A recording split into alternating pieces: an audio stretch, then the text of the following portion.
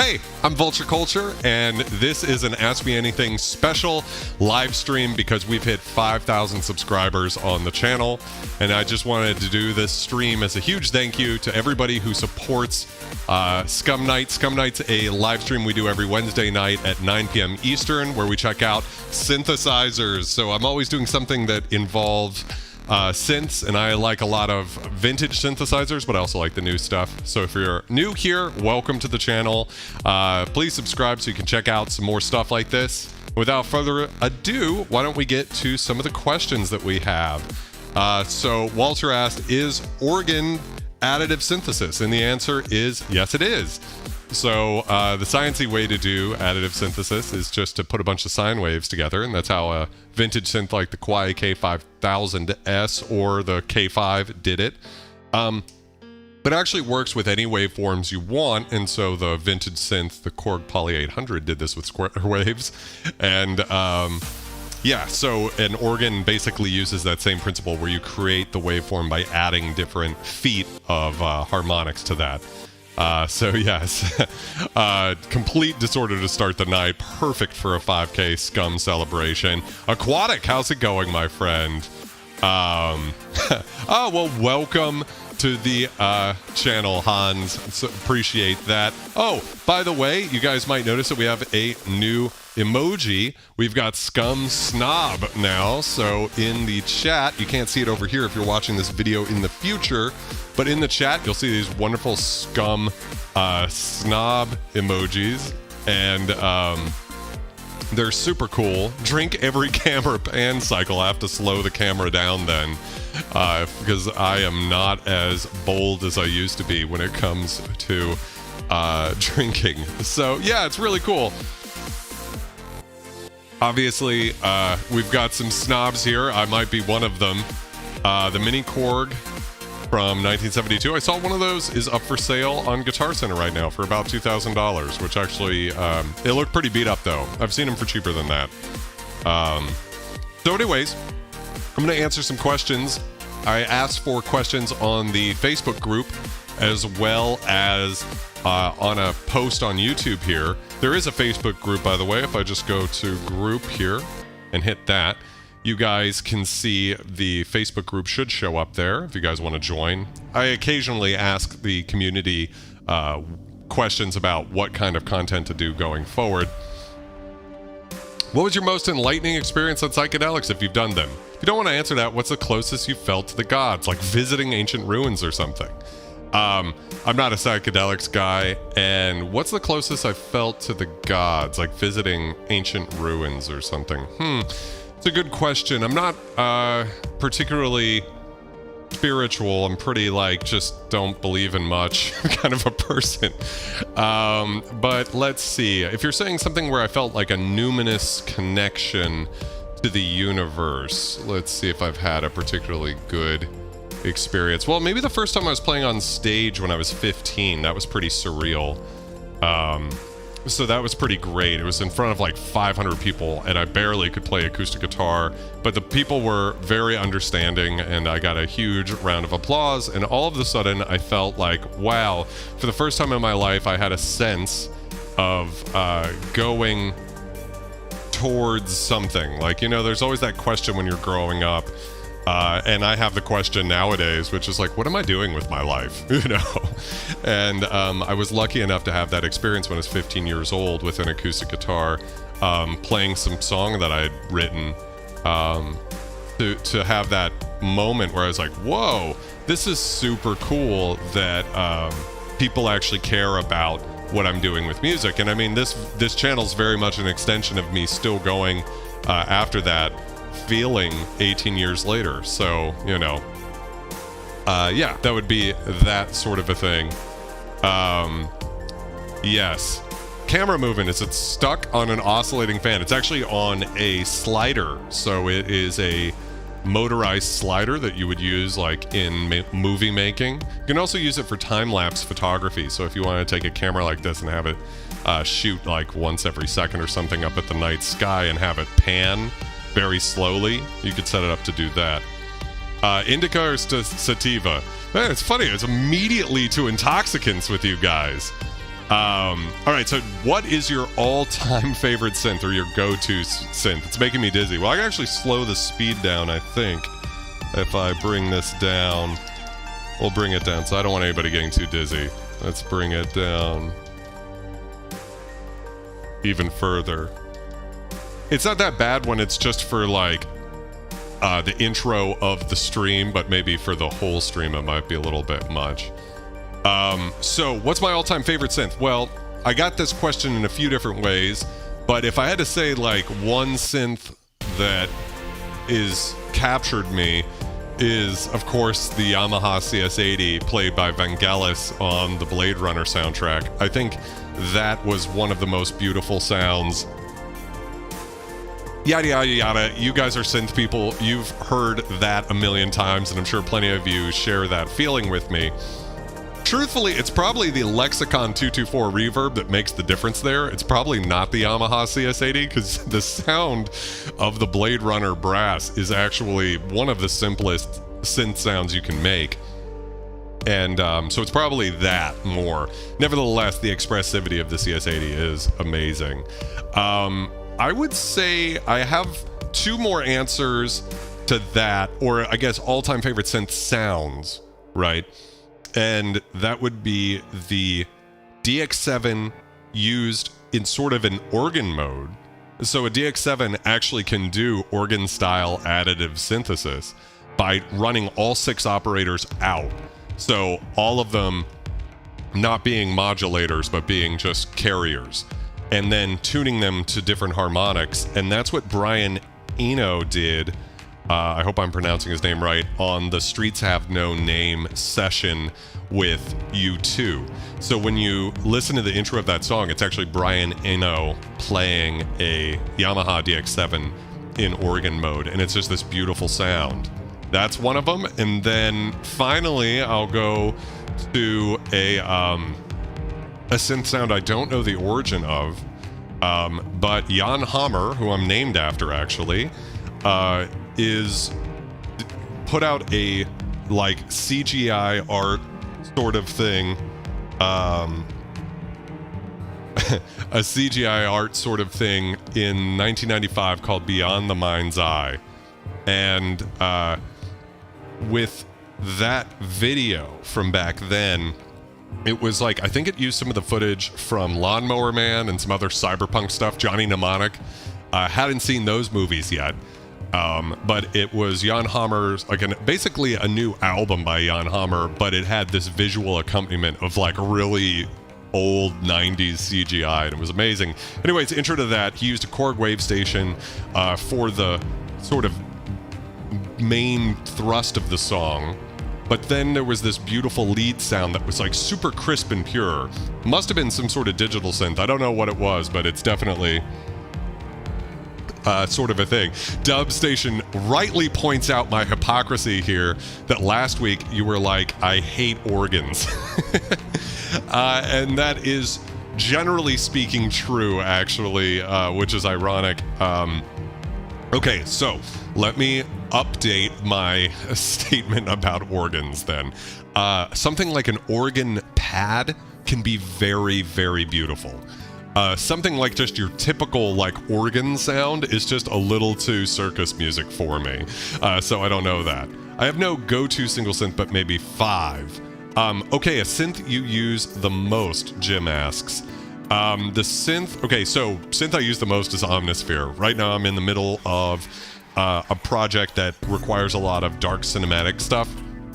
And I mean, just going to Undercurrent or the Gemina sound library by Sonic Underworld that I did on this channel, curated by Luftrum. By the way, cheers, Luftrum, if you're out there. Thank you for the beer, homie.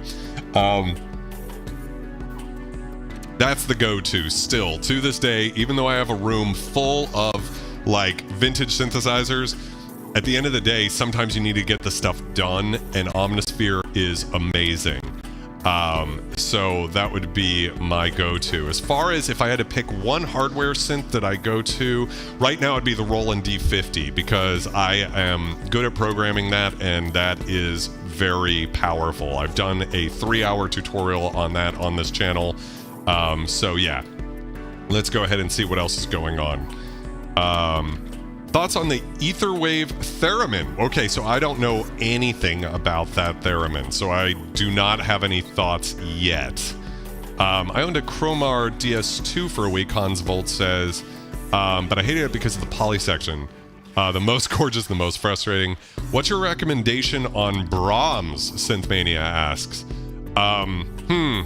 That's a good question. I don't really know. I mean, for me, I guess if I was going to do Brahms, it would be, what do I have? Audio Imperia's, what do I use?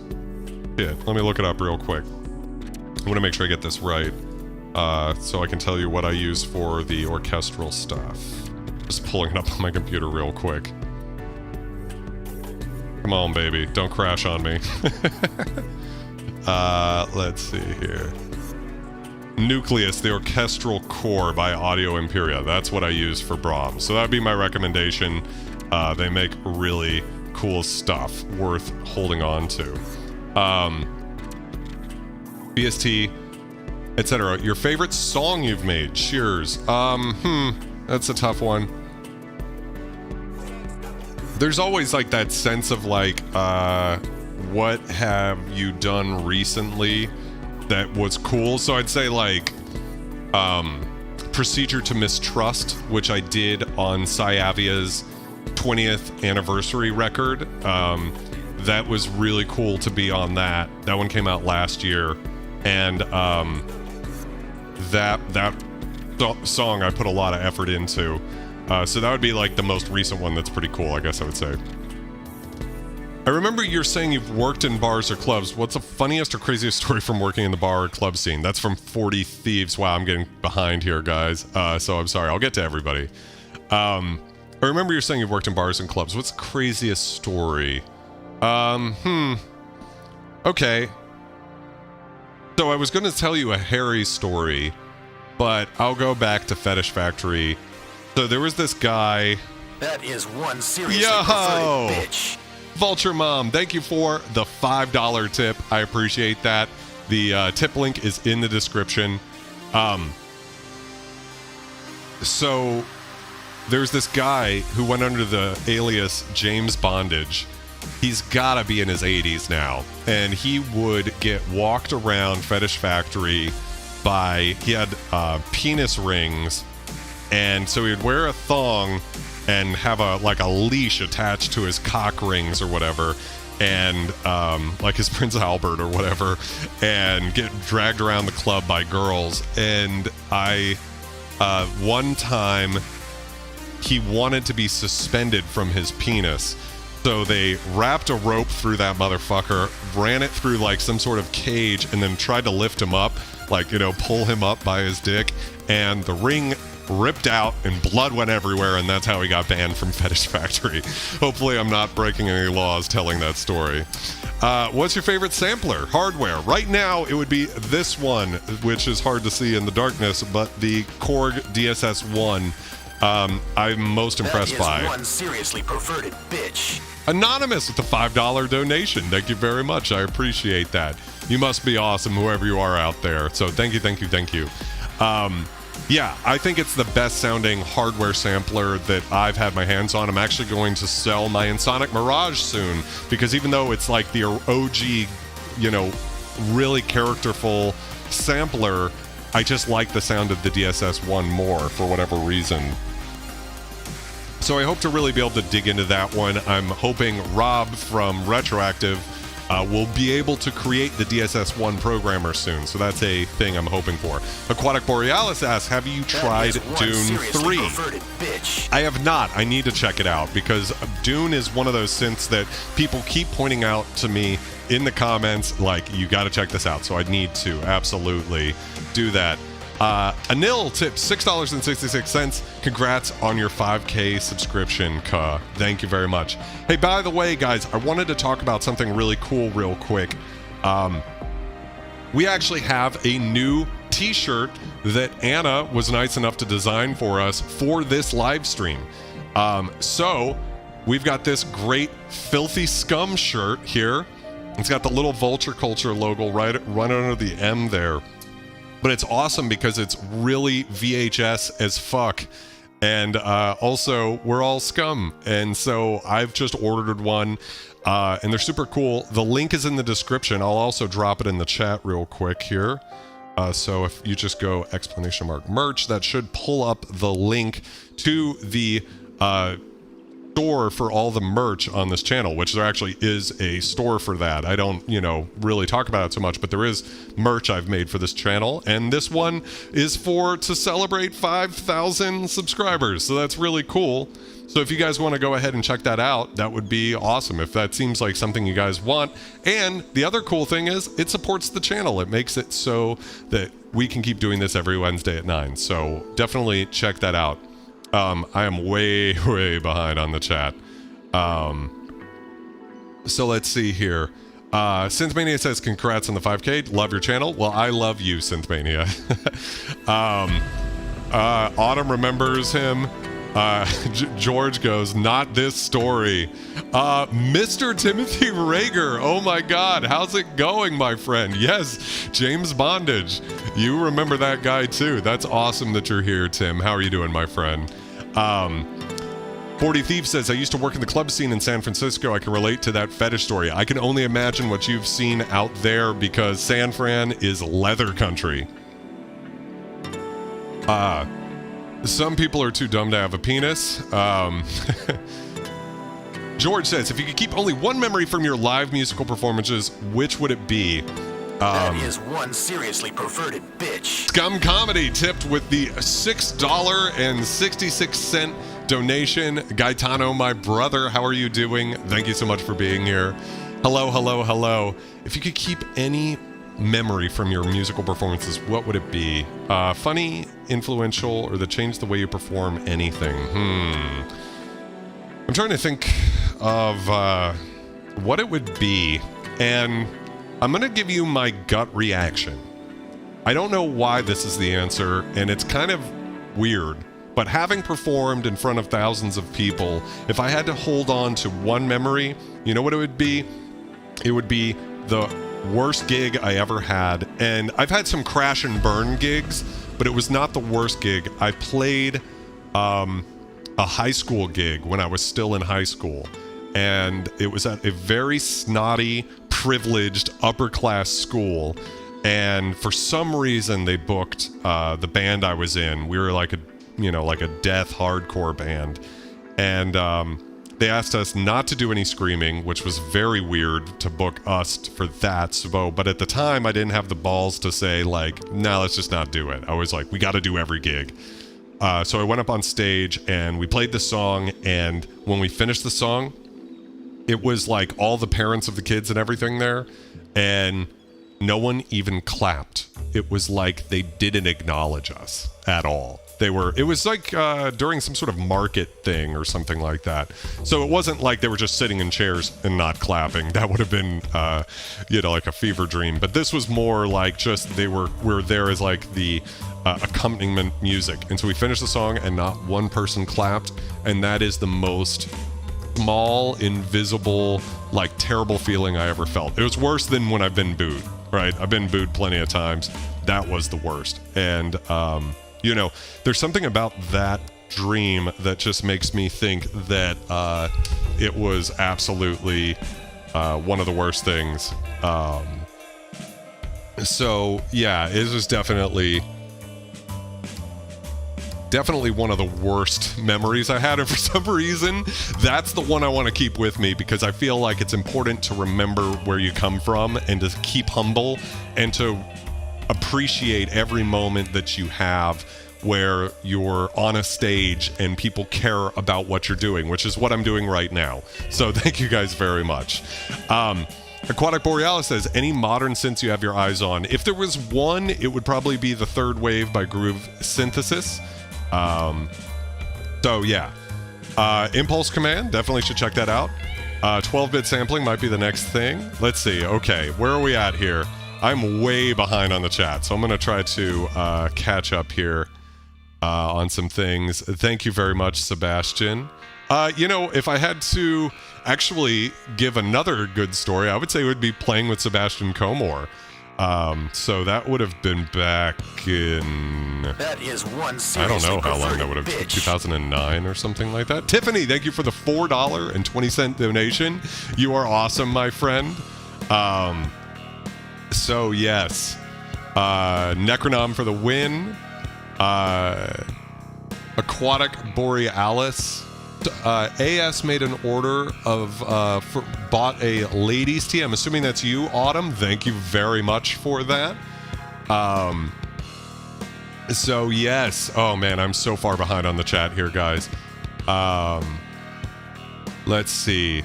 Looking for 2023 synth recommendations. 61 keys. Thinking of trading my MPC keys and ASM Hydrasynth. Well, I did do a video on that. Best synth to buy in 2023. So I would check that out for sure. F in the chat for High School Dalliance. Yeah. Yeah, 2009. Yeah, just looked at the flyer. So we played together, and you definitely helped me out by doing that remix of the song One Seriously Perverted Bitch. I feel like once you did a remix of one of my songs, everybody took me more seriously, Seb. So thank you again for that. That was before I worked for Fetish Factory or anything. But that was a really fun gig, for sure. Although, like, talk about, you know, bad memories too. I remember I did a remix of Freak on a Leash by Korn, so I'm up there on stage singing that, and for some reason, usually I'm pretty good with doing the harsh stuff, but I just lost it. Machine Storm says, always tried to treat openers well. Remember buying Keyboard Guys drink at a show and ended up becoming Combi Christ Synth Guy. Oh my god, that is crazy. So yeah, it's a good example, Machine Storm, of how that can happen and why it's important to be a good human being. Read RuPaul's book recently, and RuPaul made a good point, which was to say that fame and money tends to just amplify who you are as a person. So if you're a good person, it means you can do more good. And if you're an asshole, you'll be an even bigger asshole if you ever, you know, become famous or whatever. So I think it's important to always stay there with that. Yeah.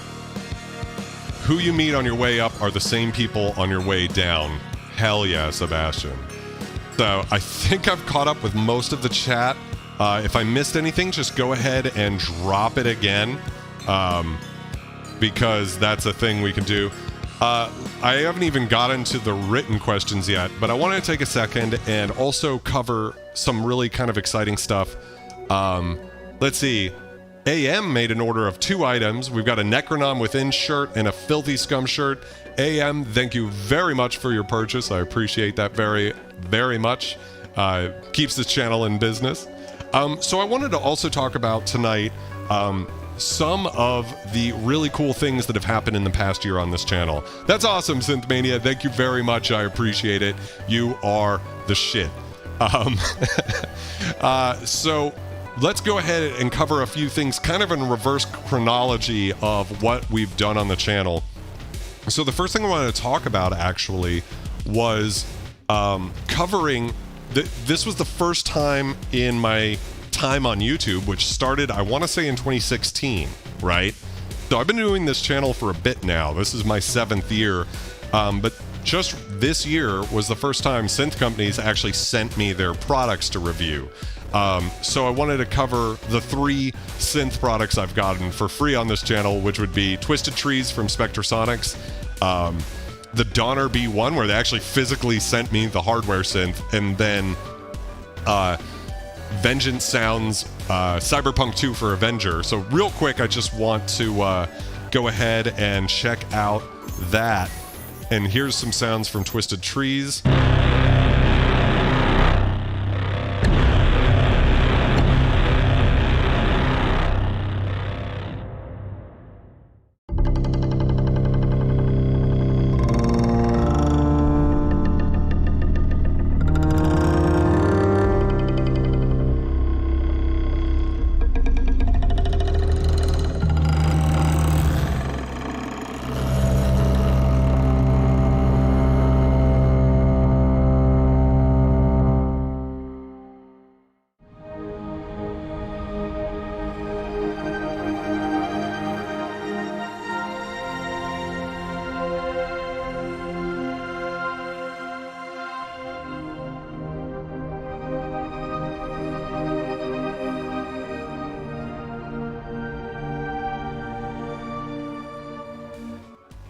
So yeah, that's Twisted Trees. Real quick, let's hit the Donner B1.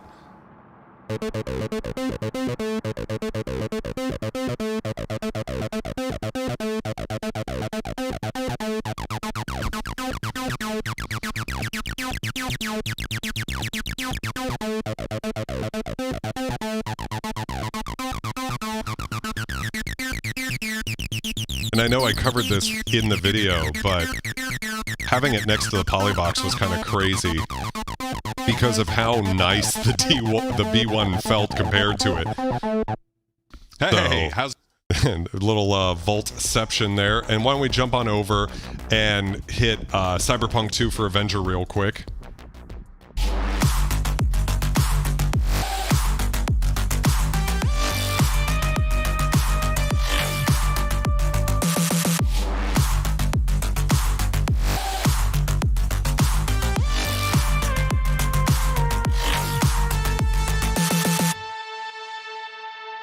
And also, just want to point out too, here is Industrial Sounds Volume 1, Serum Presets by Sebastian Comore. So I actually paid for this one, but I also thought it was worth pointing out because for me it was super cool to get a chance to check out Sebastian's sounds.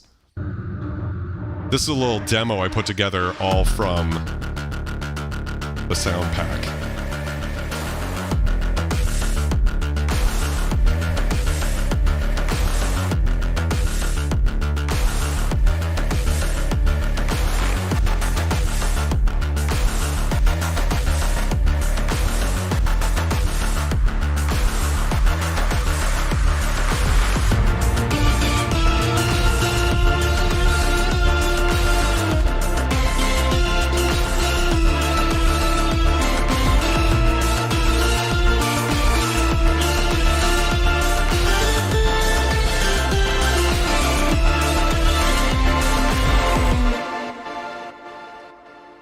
Yeah, so those are some stuff we've checked out on the channel so far this year. We've got some more to talk about, Autumn, for sure. I've got more windows to, moments from the past year that I want to kind of highlight from what's been awesome. But Synthmania Avenger saying, I love my Avenger VST.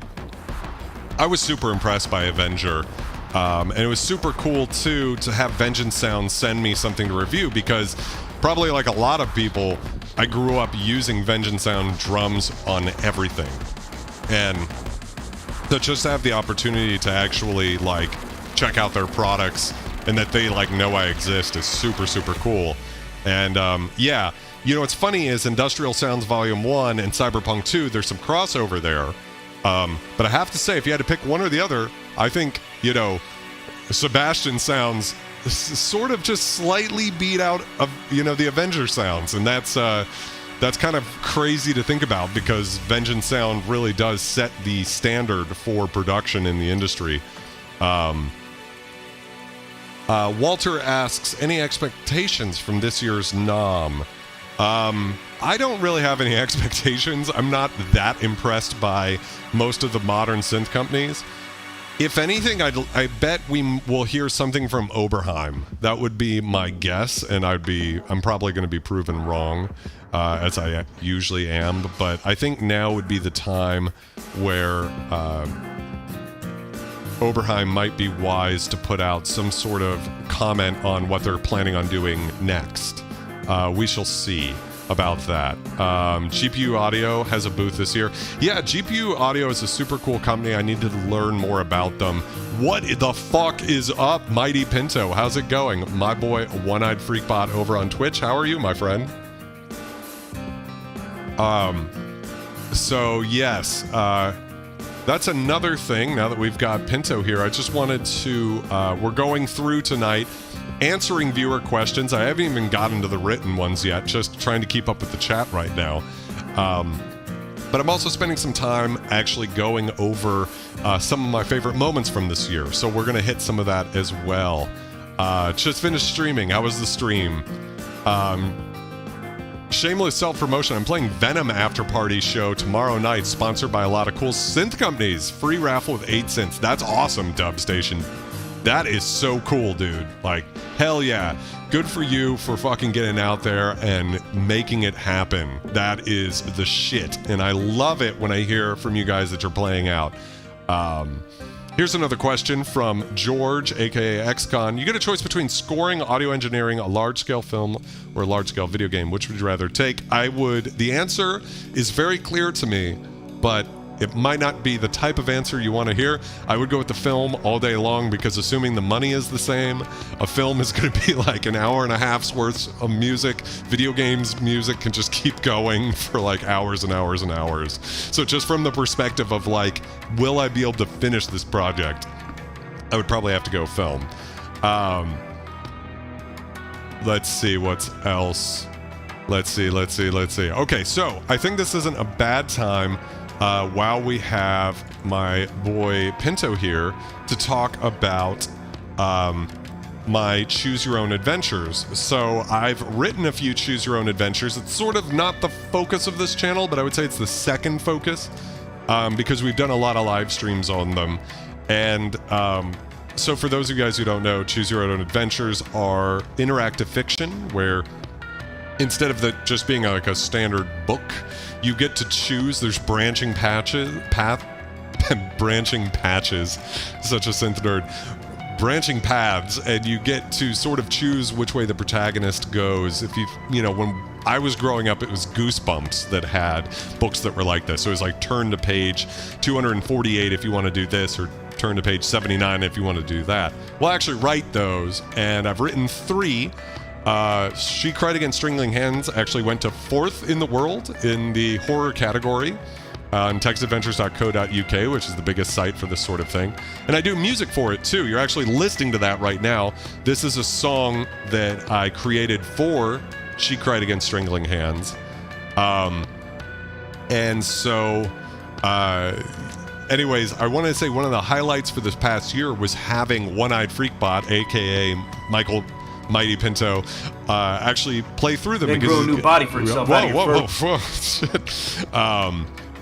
So I want to jump over real quick and just hit one of my favorite moments from that stream here. So this is from Scream Thy Name Betrayer. It wants to shove its slimy void cock down your throat and ass fuck your soul, then grow a new body for itself out of your fertilized remains.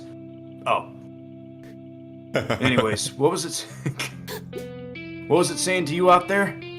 Drink the tequila. Pondering my response. I couldn't help but, like, when you read that line, kind of hear it in the Hunter S. Thompson voice. I missed an opportunity there. Fine, you know what, it wants to shove its slimy void cock down your throat and ass fuck your soul, then grow a new body for itself out of your fertilized remains. That better? You're so good at that. It's amazing. Yeah, I mean, technically I can...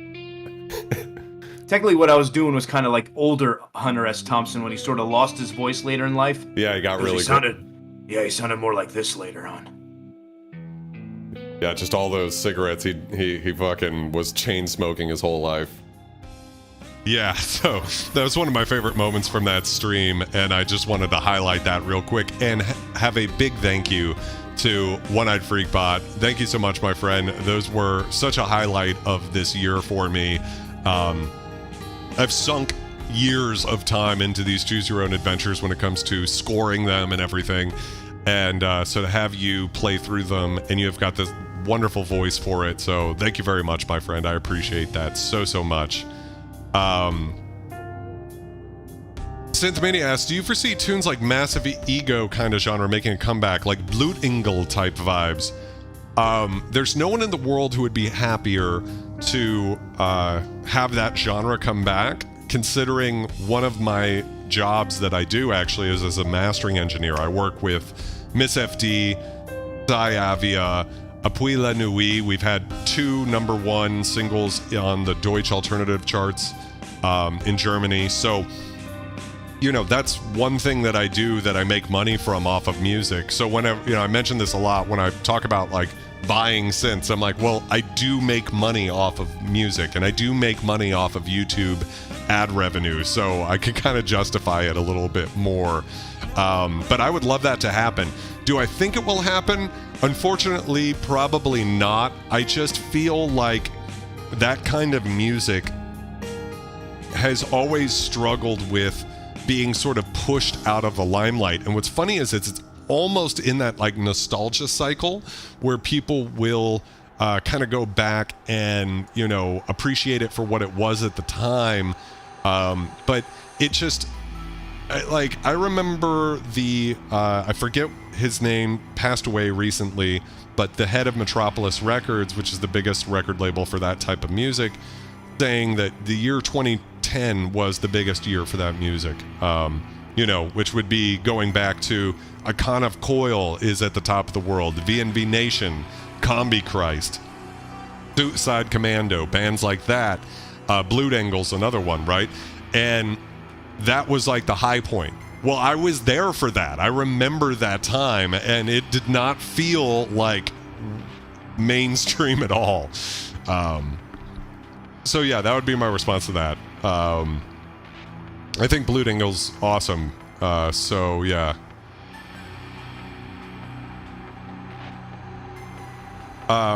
Repros is a gray area, so go ahead and hit me with what that word means, because I think what you mean is reproductions, like when Behringer clones something.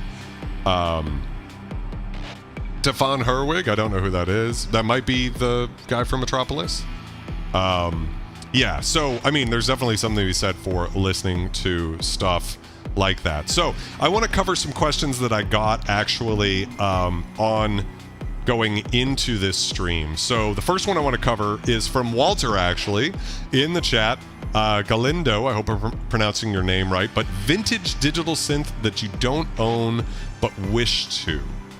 So, I can give you, I think, only one vintage digital synth I wish I owned. I can give you two, and then I can give you two hybrid synths. So, but I don't think that's really your question. Your question is vintage digital, right? So I'm going to say that if I could own any two, it would be the Kwai K4, because I'm interested to compare it to the K1, which is right there. I love that little synth, and the K4 is sort of like the upgraded version of it, but maybe lost that 8-bit grittiness that I love so much from the Kwai K1. So that would be one. And then the other would be an Ensoniq TS10. Now, I think there's an argument to be made for the ASR 10 as well. But what I'm most interested in with the Ensoniq TS10 is it sounds like it's the Ensoniq that had the most waveforms. So I love the Ensoniq SQ80 right there, but it is kind of limited in terms of waveform selection, and later on they got even better at doing the waveform stuff. So I'm definitely interested in getting one of those at some point, because it's more or less like a continuation of the SQ80. It doesn't have the analog filters, which is why I went with the SQ80, because that's the last synth they made, I believe, with analog filters. But it's sort of like the most tricked out digital synth they did. So that would be the answer to that. I think the dude from Metropolis was Dave Heckman. That sounds right. I'd love a TS or an ASR, but I tempted to do hip hop on the ASR. Yes, it's mostly bought up by hip hop guys, actually. All right, so another question I got before the stream was from Christopher Todman. He says, I saw your excellent breakdown of a hardware synth Prologue, I think, versus the free UHE one, which would be Tyrell, and was gobsmacked how good the free VST sounded, and I couldn't tell which was which in your blind comparison challenge. Right after the challenge, you started collecting and amassing vintage synths. Did you do so for their uniqueness in sound, or for their collectability, or what? And I wish I could give you a good logical response to that question, Chris, but the hope you don't mind me calling you Chris. The thing is, I'm not entirely sure why I'm collecting vintage synths. Much like an ant collecting, like farming aphids, I have no clue really why I'm doing it. I'm just doing it.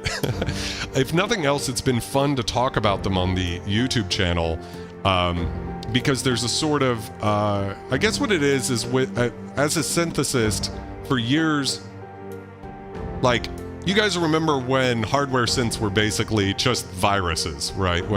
Whenever people were talking about hardware, it was the virus, because it was the biggest synth. Everybody who was in a professional band had one, and they sound really good. But at the same time, there was a lot of products coming out that sounded, to my ear, just as good, like Omnisphere, or Vanguard, or a few other programs. what's the Silent was another one that kind of came out around that time. And so I remember at the time being like, I just don't really know that I want to pay $2,000 more for some physical knobs. It just didn't really feel worth it.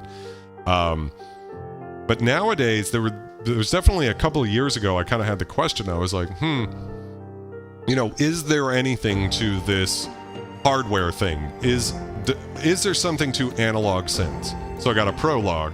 And I was like, you know, maybe there's something, but I don't know. And then it really was the Korg DW8000, which is over here.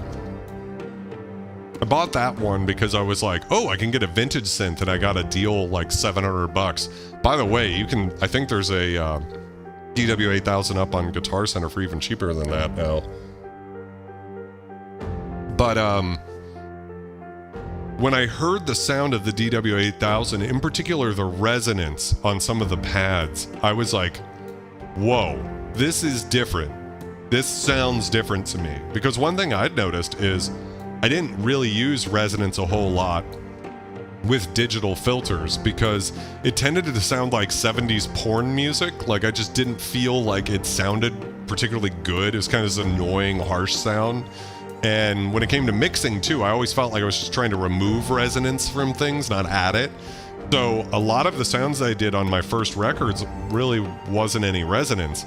But then I heard these beautiful sort of resonant, gorgeous analog sounds. And then all of a sudden I was like, well, maybe there is something to this whole vintage thing.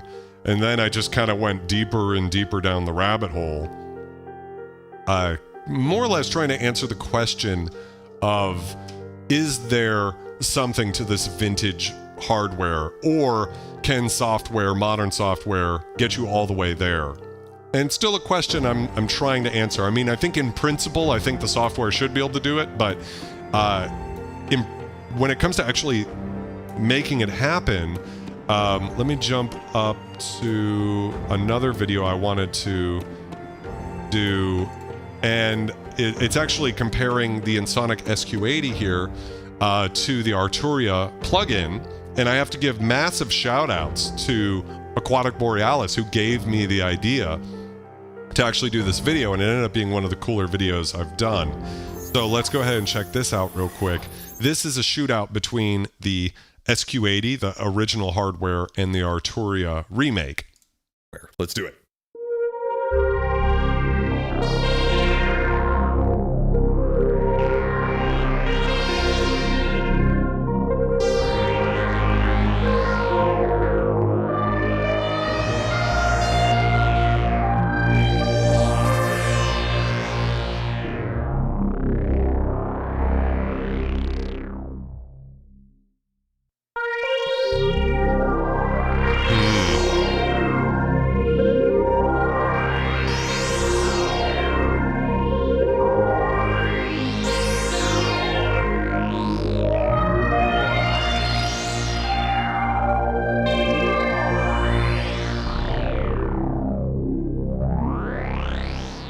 So in this example, the first version was actually the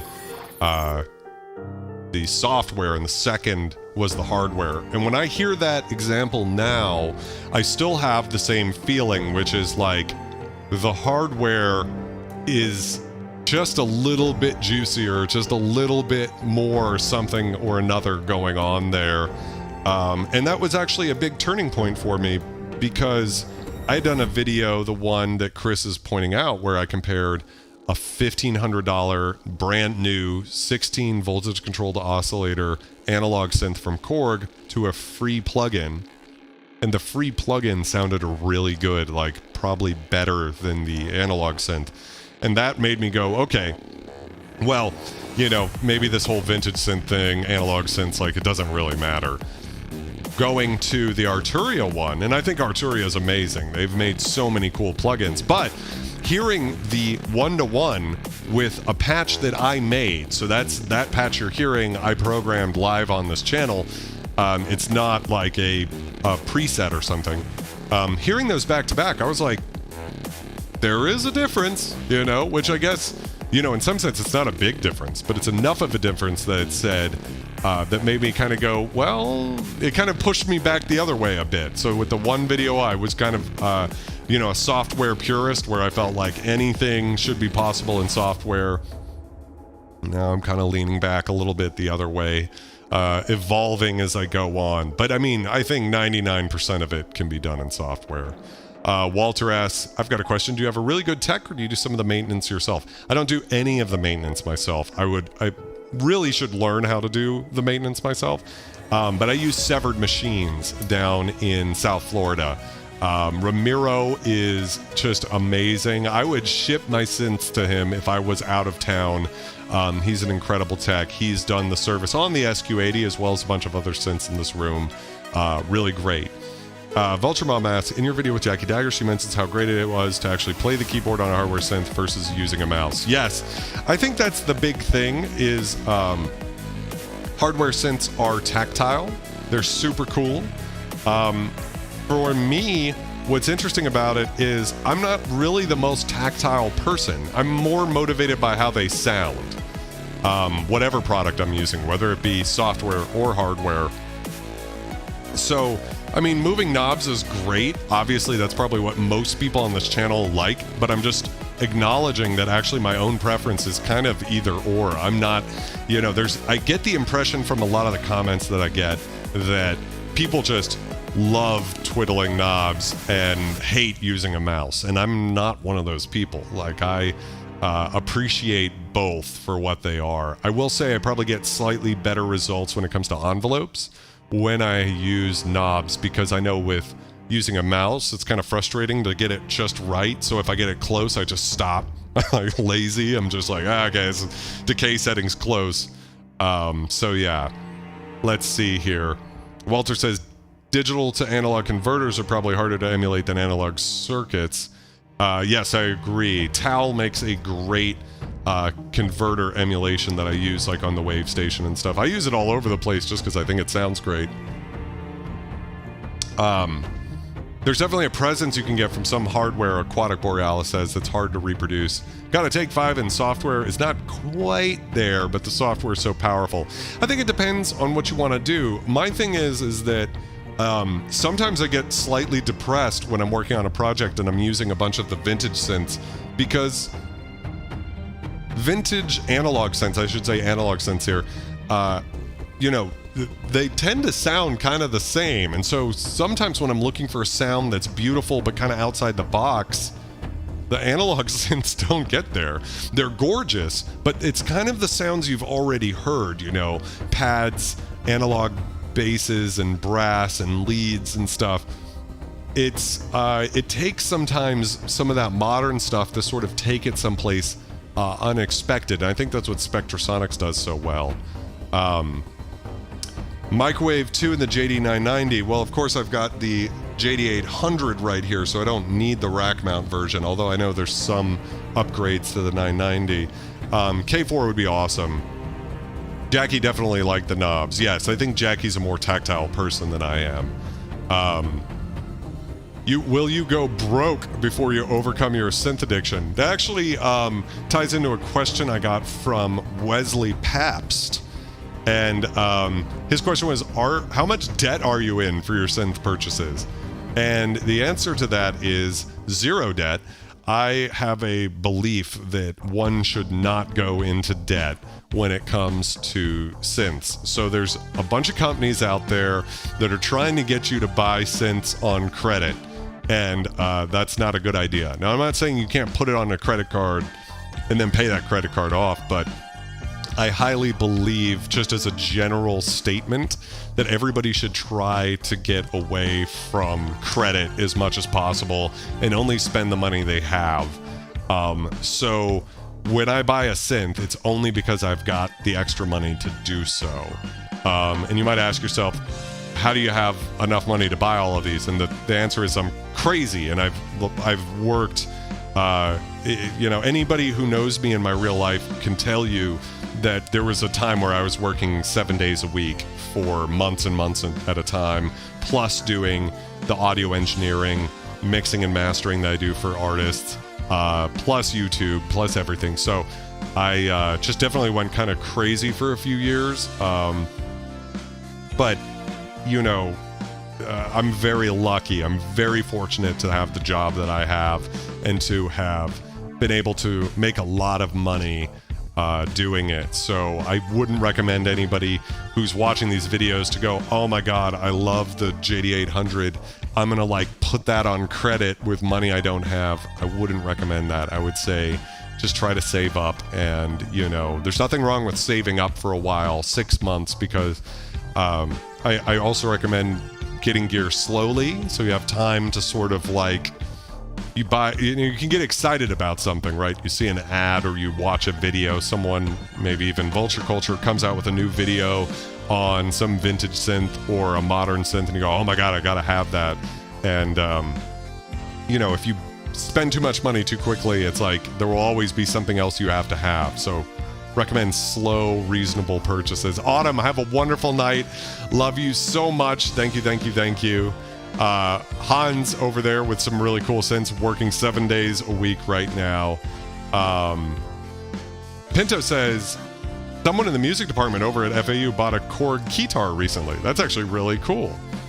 Let's see what else. I missed some stuff here. Let's see.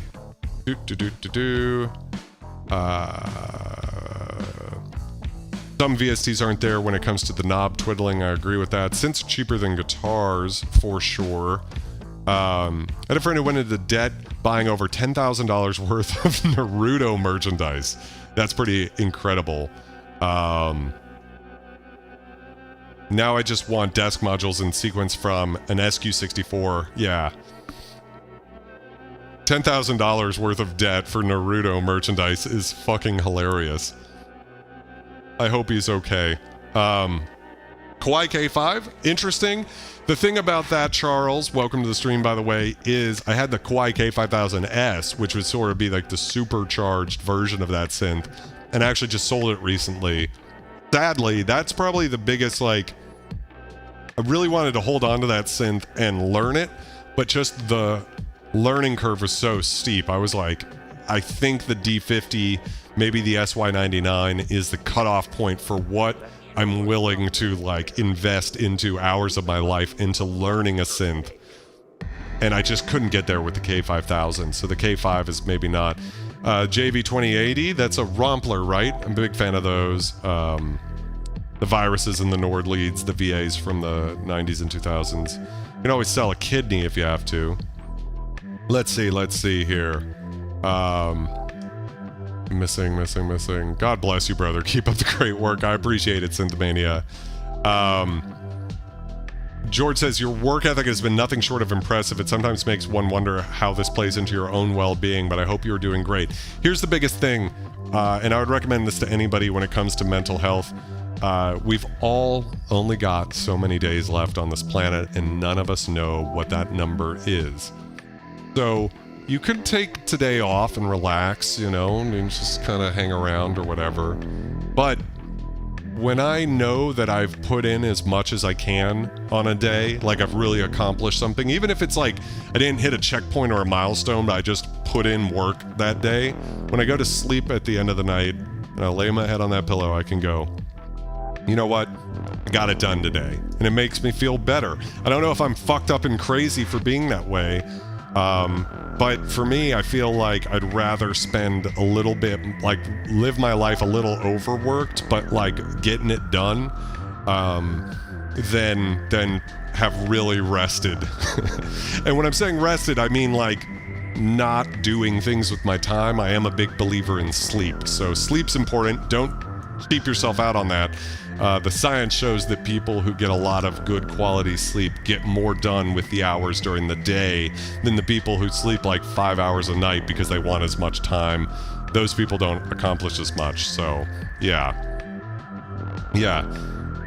Let's see. Sebastian says, a synth that you love that most dislike. Well, I saw in a Vintage Synth channel or Facebook, people were saying the Kawai K3 is the most overrated, underrated synth, and I had to bring up umbrage with that.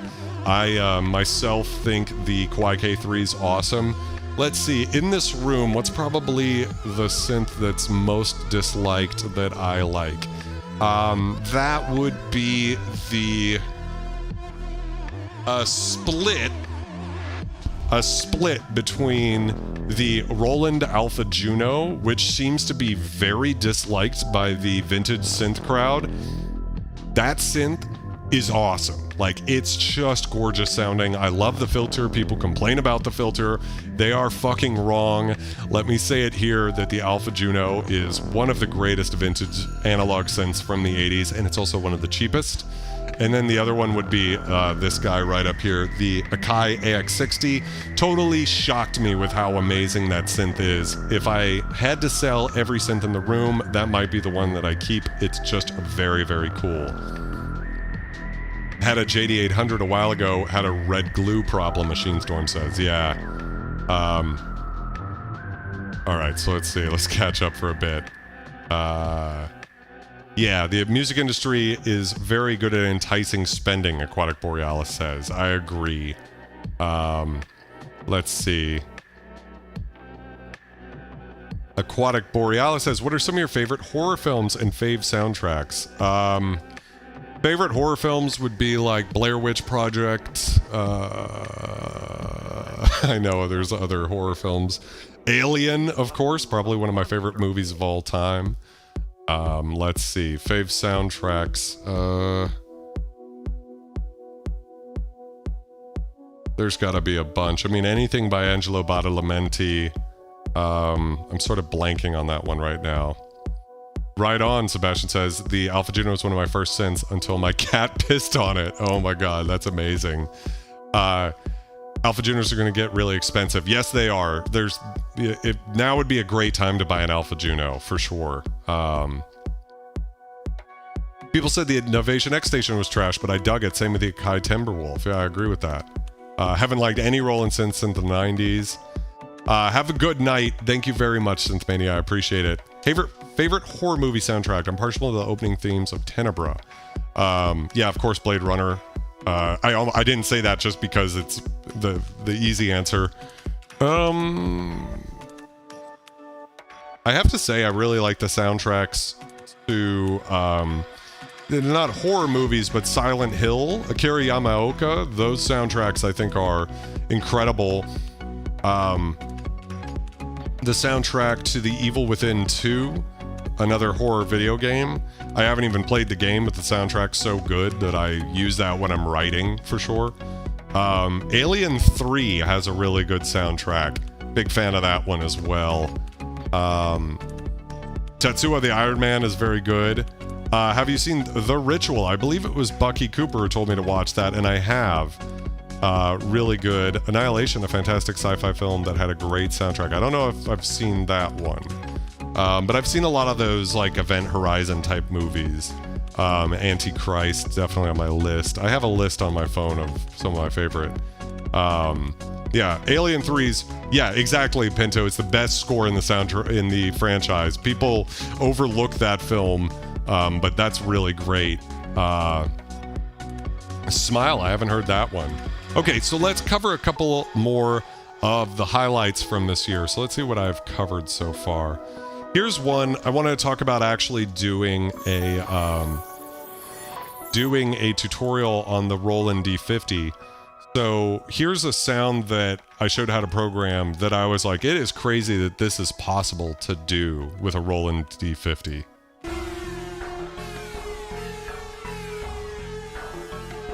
And now I have to go and balance the tone again. All right, so with all of that happening, let's just go into patch edit name, and then we can call this one B4 wave state, and then we'll hit write, and then it wants to write to C13. Now in this case, that is where we want to write, so I'm just gonna go ahead and press the enter button.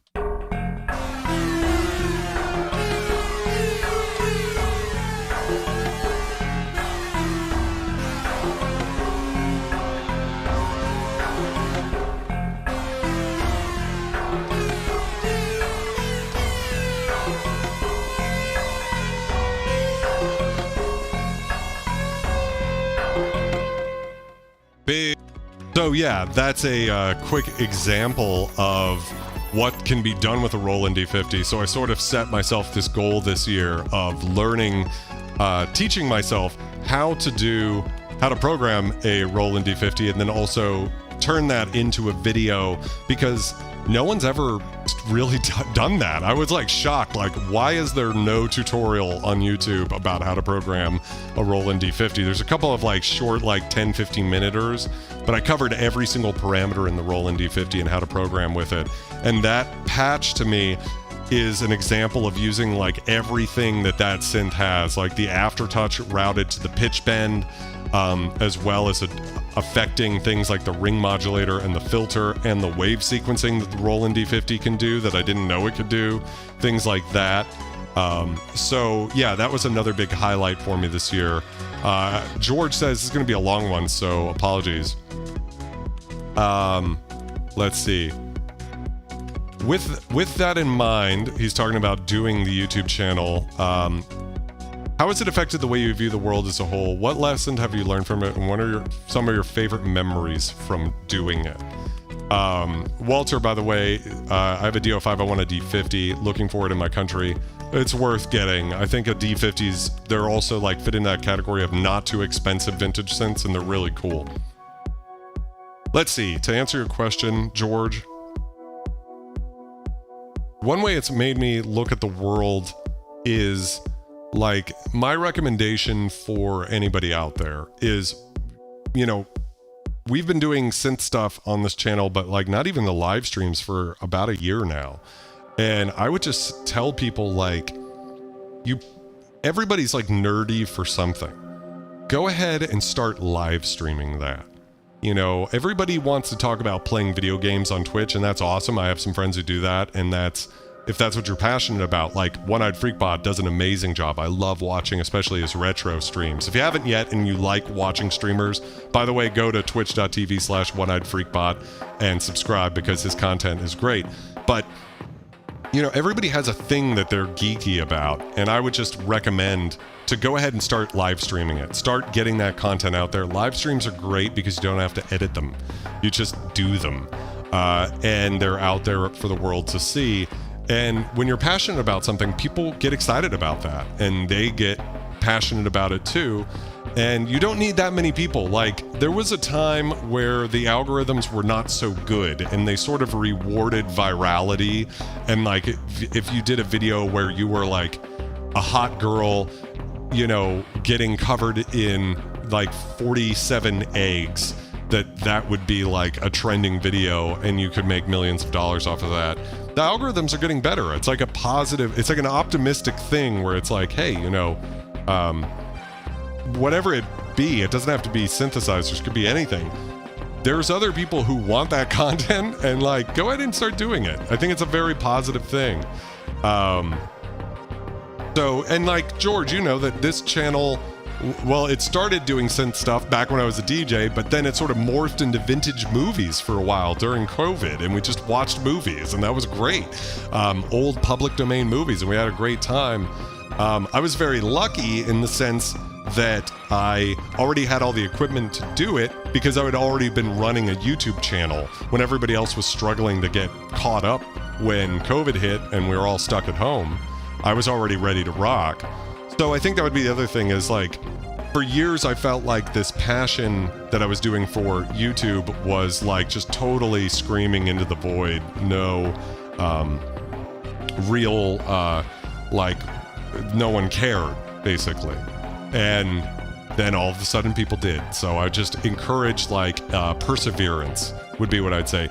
Be aware, keep your head above water, look around, make sure that you're being aware of what's going on. You don't want to be tone deaf. You don't want to be missing the opportunity, but at the same time, just keep doing what you're doing, and it'll come together. If you love it, people will love seeing it. So, yeah, I agree, Machine Storm.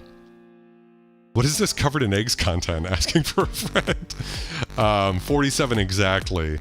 Yeah, there's some definitely, well, a lot of them have gotten demonetized now. So what it was is YouTube used to let you watch public domain movies on stream, but then they changed their mind about that because they were like, things kind of can go in and out of public domain, and they didn't want the legal hassle of it. So there should be if you go to the, you know, youtube.com/@Vulture Culture, and you click on playlist. There should be one that says Scum Night. It's got over 100 live streams in it of us doing stuff. And you go all the way to the back. They're in order. You can see some of the things where we were doing movies, played video games for a while. So yeah. 'Twas fate to make Scum Night, if that's something you choose to believe in. Yeah. It's always side tube. I don't know what that is. So real quick, guys, I just want to promo one more time in case anybody's coming to the stream now, but we have this wonderful new t-shirt that was made specifically for this stream, the 5,000 subscriber celebration t-shirt that says Filthy Scum, wonderful VHS vibes, big fan of it, and any purchase that you guys do helps support this channel directly, helps me keep making my dreams come true. A bunch of people have already bought them tonight, which is super cool, but I just want to say one more time, I'll leave this up here, I'm in the wrong place, over here. The link is in the description. Also, I'll put it in the chat right now. If you go !merch, that's not how you spell merch. There we go. Then that is a thing that you can buy. Super cool. Hey, Emily, how's it going? Where are you playing Smash Bros against each other? Well, glad you're here. That's also another moment I wanted to talk about. We've been covering not just questions people wrote in and are asking now, but also just some of my favorite moments from the past year. So why don't we talk about when you were on the channel, Emily, and you surprised everybody by dressing up as me. Oh my God, I can't even, it's me. What's up? I can't believe you spray painted the white in the center of my beard. My name is Alex, and I fuck bitches. And on top of that, all the ladies love me. I like wearing eyeliner to make myself look a little bit more mysterious, and I'm a dive bartender. On top of that, I love my cat, Mako, a lot. I like being private and mysterious for the ladies. I deny as a man. I don't fuck any of you. It almost has the same size of his nose, so like it looks really good sideways. What's the difference? I know. Who's the real Alex Dallian? Oh my I'm God. too nice to everybody at Harry's Banana Farm. I'm the only person that can't say no unless I really have to. Called the fuck out. Yeah, so that's my homie Emily, and yeah. Hey Nikki, how's it going? Hello, I've got both of my favorite ladies here. Oh, hello. But yeah, so this shirt is for sale right now. Super cool, animated, and it's got wonderful vibes. And if you are Filthy Scum too, then go ahead and buy one. It helps support the channel. Plus, you get a really cool t-shirt. They feel so comfortable. They're very soft and stretchy and good. We've got them in men's and ladies. So definitely something cool. Yeah, it was so good, Tiffany. So good. So yeah, that was a really cool moment from the past year. What else have we covered that I haven't talked about yet? Oh, Luftrum. So Luftrum's become a homie on the channel, and we've covered 2 sound banks for Omnisphere. One is Vangelis for Omnisphere, which was made by Luftrum, and then Gemina by Sonic Underworld and curated by Luftrum. So Luftrum's a sound designer who runs a website, and I've been super impressed by his sounds, and he's a homie. He bought me this fucking beer, and so I wanted to cover real quick just how great some of his sounds are. So this was my favorite sound from the Vangelis sound bank. Oh, we got a lot in the comments I've been missing. Oh my God. This one.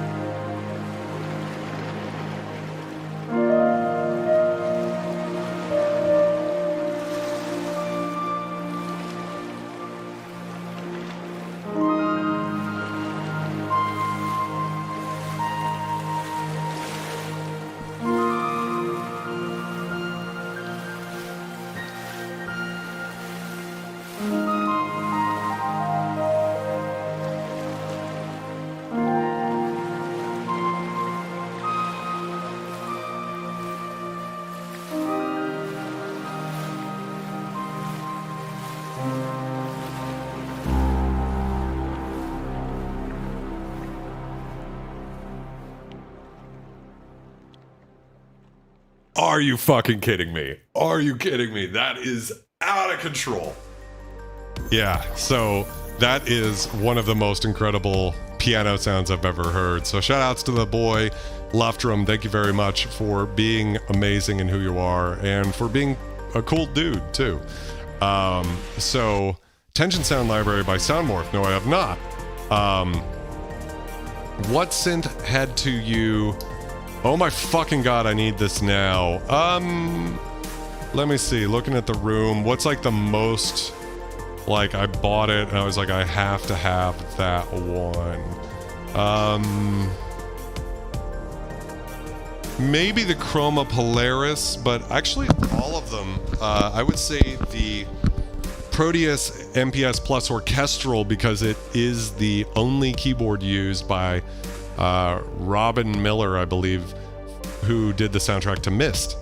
I know that sounds silly, but I love that game and I love the soundtrack, and it's got that nostalgic 90s sound that I love, and the fact that it's there, also used for the X-Files theme song, as well as a bunch of other things. So that'd probably be the one that I was like, I've gotta have that one. This is actually one of my favorite videos I've seen, rivals the Polyvox if it didn't crap out. Yes. So let's see, what else have I've still got plenty of questions I haven't answered here. So let's see, let's cover a few more. Kenzie Price asks, things you have learned, realized from collecting and playing the synths. The biggest thing I'd say is that, you know, when it comes to buying hardware synths, you're never going to buy a synth and be like, okay, I'm done. I don't need anything anymore. You can always spend more money. So that kind of goes back to what I was saying about like buying slowly and being grateful for what you have. And, you know, we could all buy CS80s. Well, we couldn't because there wouldn't be enough. There were never that many made. But even if you had that, there would always be like, that won't do everything you need it to, right? So that would be what I would say about that. What are my top 5 synths, from Kenzie Price asks. So I would say, let's see. If I was to answer that question the way I would say, like not distinguishing between hardware and software, number 1 synth would be Omnisphere. That's still my, like, if I had to have only one, it would be Omnisphere, because it can sound analog and it can do everything else. Like it is that. But I'll give you 4, like the 4 synths that I wouldn't sell. That would be, whoa, stepped on my microphone cable and now I can't hear anything. Let's see, is this it? It wouldn't be Scum Night if there wasn't some sort of technical issue. Top 5. What am I not selling? Korg Poly 6 would probably be the number 2 synth, simply because it sounds the furthest from a VST out of any synthesizer in this room. Chroma Polaris, kind of for the same reason. Right now, I'd say the Roland D50, because it's my favorite, but it does have a software version. So, like, for instance, the Korg Wave Station is probably, like, my favorite sounding synth of all time, but the VST is so good that I actually just use the Wave Station as a MIDI controller. By the way, a lot of people might not realize this, but they were very clever with the Legacy Collection, and it integrated the Wave Station hardware into it. So when you're using a Wave Station with the VST, it works like a hardware controller, like hardware integration works on Omnisphere. Very clever. Insonic SQ80 would definitely be up there. So is that 5? So Omnisphere, Poly 6, Polaris, D50, Insonic SQ80. That would probably be the 5, because I miss them too. Favorite type of synthesis: analog, digital, FM, granular, etc., etc. From Sebastian. I would say that this might not exactly be the way to answer this question, but I would say sample plus synthesis, especially like vintage, is really good. So when it comes to the D50, Insonic SQ80, SY99, that type of thing, Korg M1, but I don't like the sound of the M1 in particular. That's my favorite thing, because the problem with like wavetable-y synthesis, like when you get too into like serum-y type stuff where, you know, it can sound brutal and awesome. Like there's no doubt that groups like Noisia have pushed what's possible with synthesis. But a lot of the times it sort of turns into like route an LFO to the wavetable position, and it doesn't really feel like sound design to me anymore. And I think that's kind of the problem with Massive, for instance. Like, it's obviously a great synth, but the way most people ended up using it was like just assigning an LFO to the modern talking preset, enough to the point where Knife Party did an album called No Modern Talking, right? So yeah, that is probably the thing for me. Is like, the problem with a lot of that wavetable-y stuff is it sounds great if you hold down one note, but if you want to actually play music, like chords and changing harmony, then it's too complex. So there's something to be said for like the kind of more analog stuff. And I found that even with Omnisphere before I started buying hardware synths, that I was leaning towards simpler sounds because I liked actually playing, you know, like having a lot of range. So it was sort of using it like for virtual analog. But then when you start talking about, you know, only analog is kind of boring too. You know, there's not that many sounds you can do with the Korg Poly 6. They're all gorgeous, they're all classic, but it's sort of narrow. So it's really when you have like some limitation, you don't have the whole things open to you, but that vintage digital sample plus synthesis, that's kind of where it's at for me. And then an add-on question from Sebastian Comor is favorite filter. That would probably be the Korg MS-20, or like, I love the Chroma Polaris, but the filter is not my favorite. The DW8000 has a great filter, but it's very dark. And the same is true of the JX3P, not my favorite. The Korg Poly 6 has a really great filter. Same filter as the Kawai K3, which you can usually get for a fucking half the price, at least a third of the price. I would say the best filter in the room, though, would be the Ensoniq SQ80. That would be my favorite filter. It has that Oberheim quality to it. It's a Curtis chip, just like the Oberheim OBXA and OB8. So it has that like magical Oberheim filter growl, but it's also got all of the sample and synthesis that I was talking about. So that would be definitely a thing. George tipped $20. Thank you for the memories through all the years. Well, thank you, George. I really appreciate you. We got to DJ together sometime. It's going to happen soon. I promise you. There will be Vulture Culture Live coming up at some point. So what else is going on in here? I think I have covered that. I agree with the Dubstation Zero says, I agree with the SQ80 in the top 5, but I thought you would put the K3 or W8000 in your top 5 over it. Okay, so K3 is amazing. K3 is my favorite, like, budget vintage synth, for sure. Like, you can get them super cheap, or you used to. I'm actually worried that I've contributed to inflation, because now they're all like $1,000. You used to be able to buy these things a year ago for like $300 all day, every day. The reason the DW8000 isn't, even though I think that synth sounds great, is the filter is so fucking dark. Every time I go to actually, like, if you listen to the synth on its own, it sounds incredible. But when you actually go to mix it into a song, it's so dark.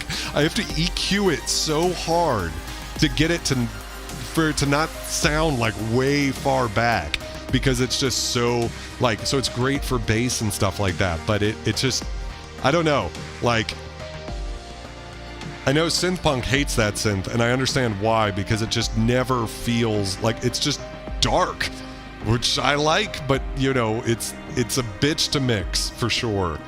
So if you had to pinpoint some memory or experience, this is from George, which kickstarted your love for modulation and synthing, what would you point to?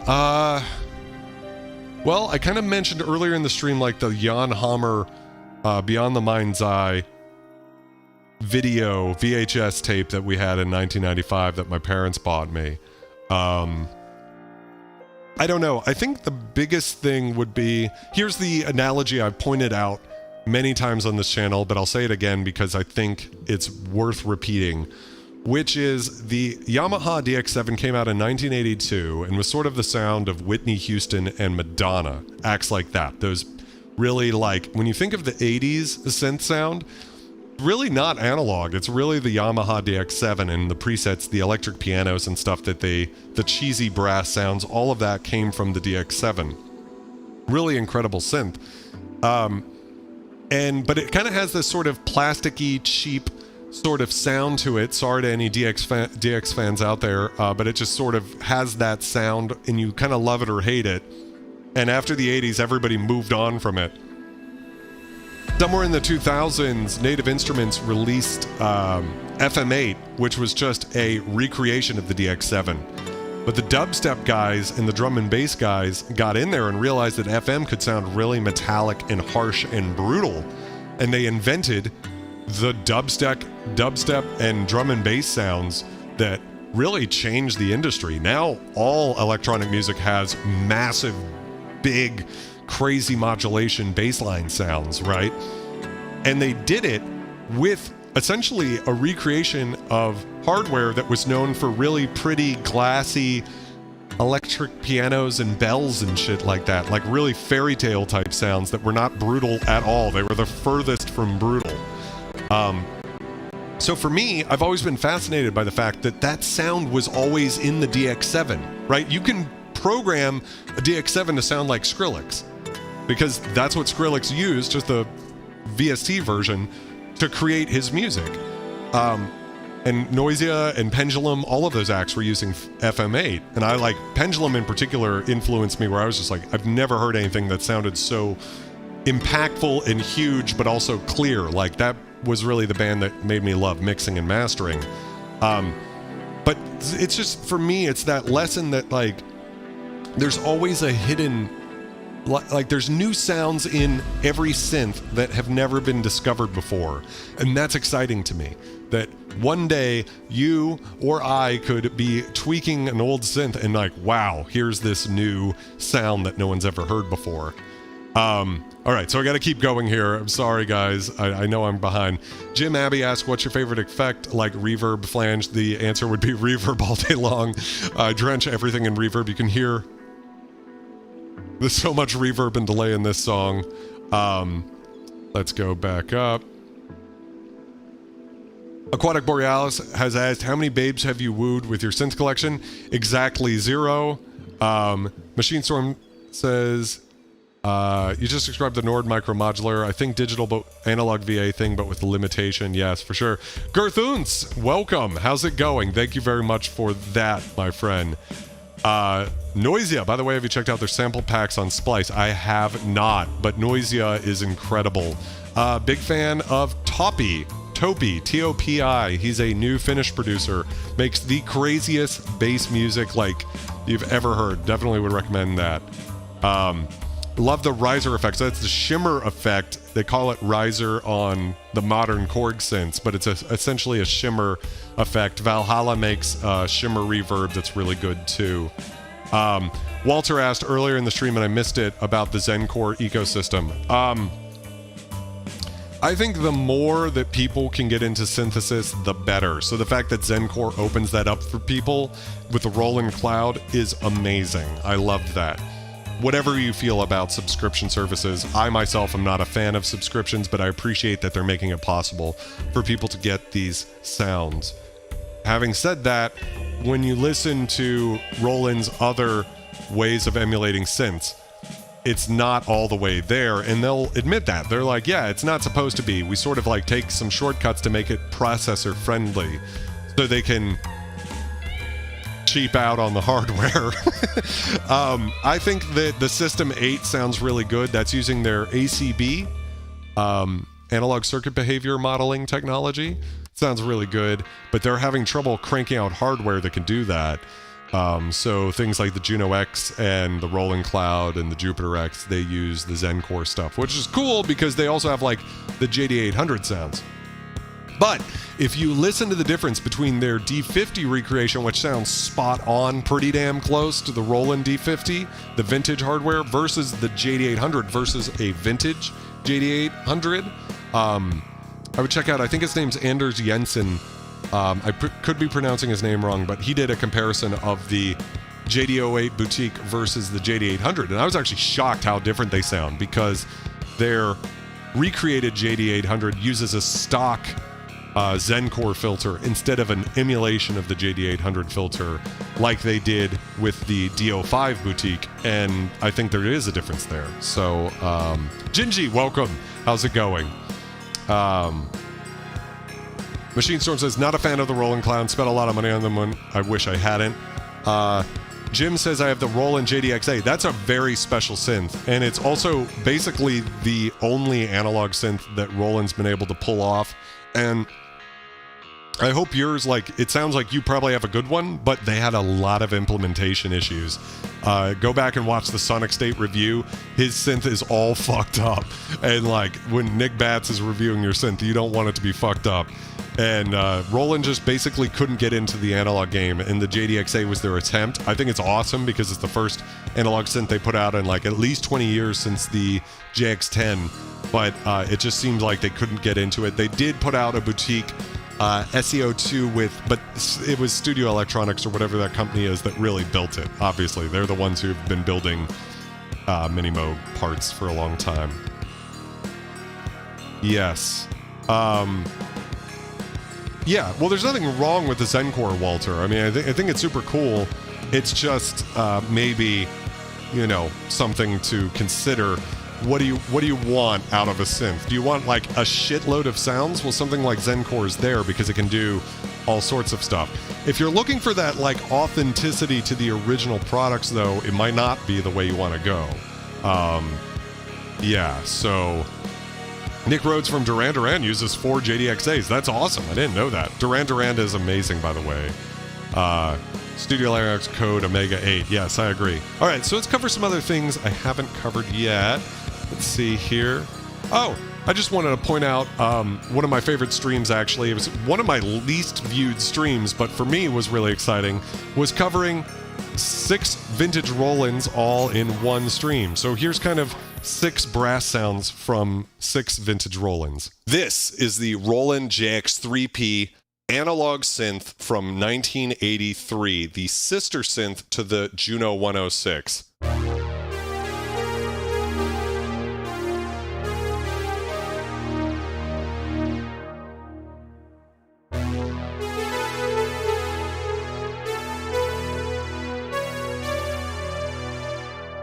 Over here, we have the Roland JD800 linear arithmetic synthesizer from 1991, maybe the greatest digital synth of all time.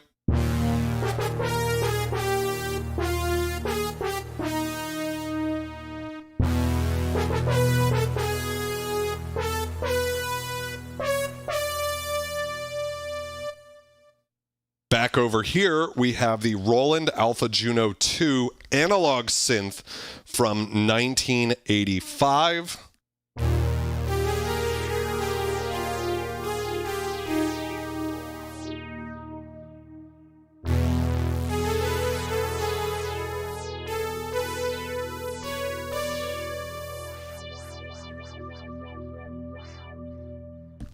Then back over here, we have the original bad boy, the Roland D50 linear arithmetic synthesizer from 1987.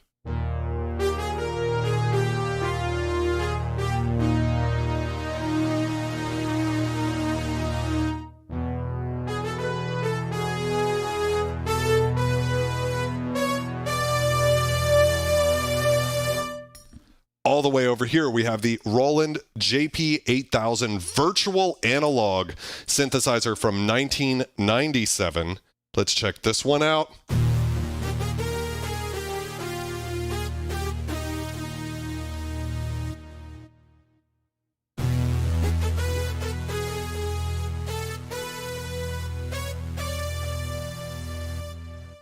And last but not least, we have the Roland U20 RSPCM keyboard from 1988.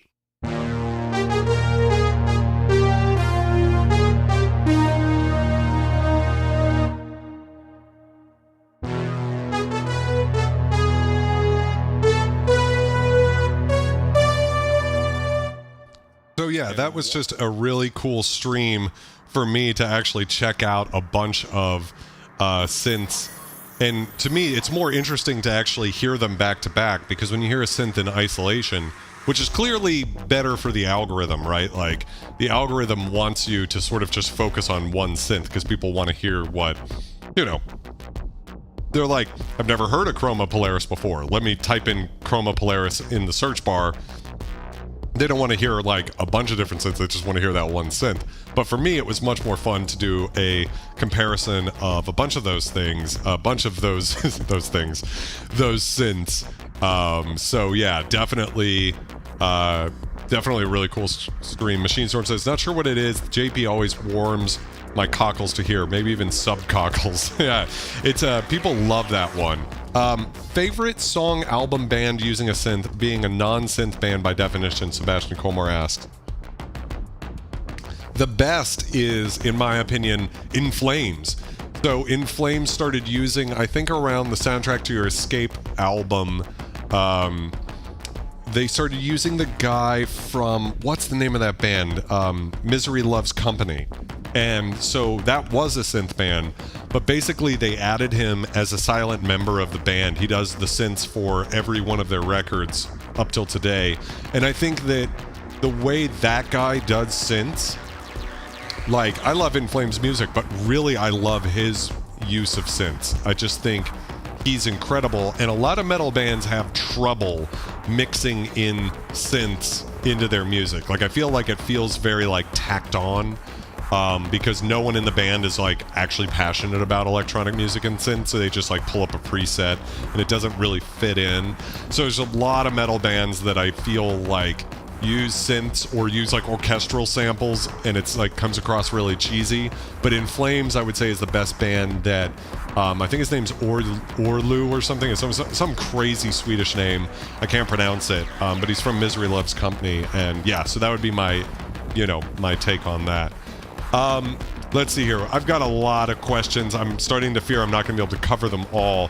But Dubstation, I have to cover for this question, asked about my beard grooming routine. So real quick, I would say the most important things you've got to have are this beard wash and beard conditioner. I use Viking Revolution, but these will save your life. So a lot of people, when they start growing a beard, they're like, I've never grown a beard because it gets itchy, right? The biggest thing you need is these bad boys, because your beard is different than your hair, so you can't just use shampoo and conditioner because it'll get super itchy. You need stuff that has like oil, argan oil and stuff made into it. And Viking Revolution is very cheap and very good, so I would recommend this for anybody who's trying to grow a beard. And then the next thing I would recommend would be one of these bad boys. You can get these off of Amazon for like $20, and it's a beard straightener, and it's how I keep my beard so straight. Because even though I don't really overdo it, it just helps it grow in the right direction. A lot of people say their beards like grow out. You need one of these to train your beard to go down. And then finally, I also use this Pete and Pedro putty. It's just a putty, and it just kind of helps hold it in place sometimes because the sides of my beard can kind of come out a little bit. So I just do that. So I wanted to make sure I got that in here. Jim says he just purchased the Korg Mod Wave to my lineup, and I'm getting it on Friday. Where do you get the Viking stuff? Just online? I get it off of Amazon. So if you type in Viking Revolution, you should see it pull up, but I'm sure other beard washes would be fine. On that note, I actually don't really believe in beard oil. Like, people say that prevents itchiness, but I have not found that to be the case. I'll use it sometimes just because it helps protect my hair against the heat of the beard straightener, but you could also just use like any sort of hair straightener protector stuff. Grave Before Shave is another company for sure that's really good. Switchblade Beard Comb, yeah. So yeah, Grave Before Shave, I also use their stuff. Worth holding on to. And then Michael Kudahay asked me what my favorite absinthe is. So some of you guys who've known me for a while know that on top of collecting vintage synths, I'm also a big absinthe collector. And so I used to like import, before it was legal, absinthe from Europe. And so I've had a lot of them from Europe, most of the good ones. And so real quick, my two favorites would be these two. So my all-time favorite, they're both Swiss, by the way, I don't know why that is Absinthe Seville by Monsieur Duvallon in the Val de Travers. I don't even believe this motherfucker makes synths that you can buy outside of Val de Travers anymore. Like, I think he's more or less retired. He was a bootlegger before it became legalized in Switzerland, and I just think he makes the best absinthe in the world, and this is the greatest absinthe in my opinion. And it's not expensive. It's actually probably cheaper if you can get it. His absinthes are cheaper than what you would buy anywhere else. And then the other one would be the absinthe from Oliver Matter, the Absinthe Brevins, which is H.R. Giger collaborated to make this absinthe. He actually went to the distillery to do taste testings and stuff and help make it. The maker of this absinthe also makes Mansynth, which is Marilyn Manson's absinthe. Also from Switzerland, not the Val de Travers though. And there are two H.R. Giger absinthes that he worked on. This one and the one from the museum. Museum H.R. Giger. I don't like the Museum H.R. Giger absinthe as much. This one is incredible. Wonderful sort of citrus notes. It's also hard to find. So both of these absinthes you probably can't buy, unfortunately. But the question from Michael was, what's your favorite absinthe? So I would say that in general, the everybody seems to love the French absinthes, like from Pontarlier and stuff like that. The Jade line, love those absinthes as well. But I think the Swiss, who never stopped making absinthe, they just did it illegally for 100 years. I think they make the best absinthes in the world. So there's definitely an anise taste in Underberg for sure. All my favorite things are synths or absinthes. Yes, there's two H.R. Giger absinthes. One from Museum H.R. Giger, and then the one from Oliver Matter. And Oliver Matter is the one you're looking for. They're both great though. Neither of them are bad, but I mean they're both awesome. But the Oliver Matter one for me is something special. It's like the best tasting one out there. So let me just try to run through a few more of these real quick. Jeremy Straker 1523 asked, before you demo the Quiet K1, did you need to replace the CMOS battery and reload the original patches via MIDI? If so, how'd that go? Unfortunately, I didn't. For some reason, the synth was still working fine. So I'm sorry, I'm not able to give a better answer to that.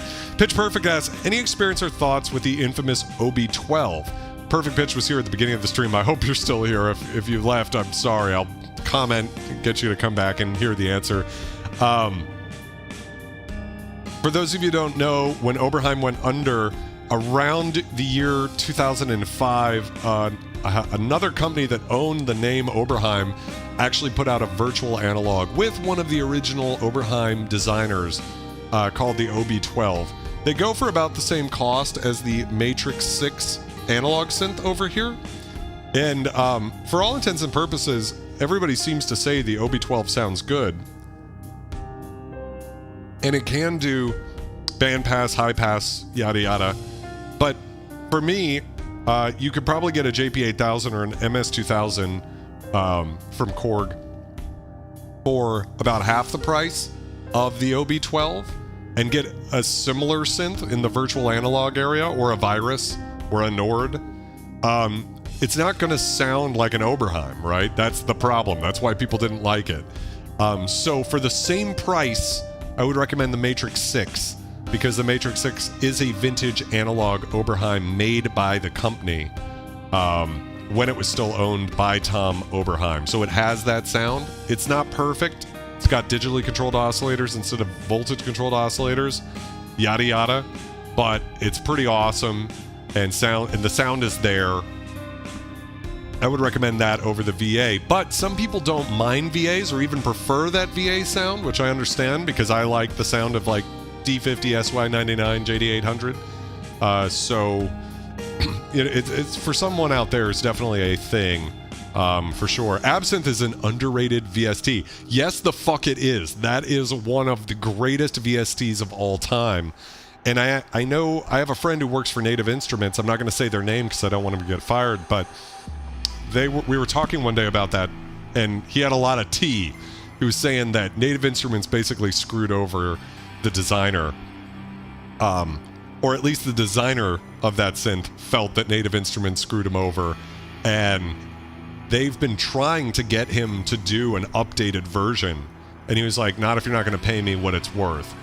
And they wouldn't pay him what he thought it was worth, which I'm the way it was made, it sounded to me was like it wasn't that much money, but Native Instruments just didn't want to pay that much. And that's why Absinthe still is like in its old 2009 VST graphic user interface. But that synth is crazy how powerful it is. And it kind of, what I like about Absinthe is that it sort of has in the same way that like I like vintage digital, that thing has like a vintage VST vibe. Like it has a vibe to it that isn't just neutral VST, virus serum sound. Like it has that like a sort of aesthetic to it. And I really appreciate that. Matrix 1000, even cheaper, really good.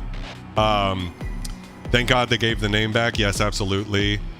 And I died for me a decade ago. I'm still interested in Native Instruments stuff. I bet they're still cranking out stuff, but I too have not bought into their ecosystem. George, thank you so much for hanging out. And I appreciate your support. Thank you for your questions. And thank you for being a great friend for well over a decade. We're probably coming up on 15 years now. Actually, it's got to be 15 years. It was 2008. 9 somewhere was Unity, and we already knew each other at that point. So anyways, thank you very much. Really appreciate you.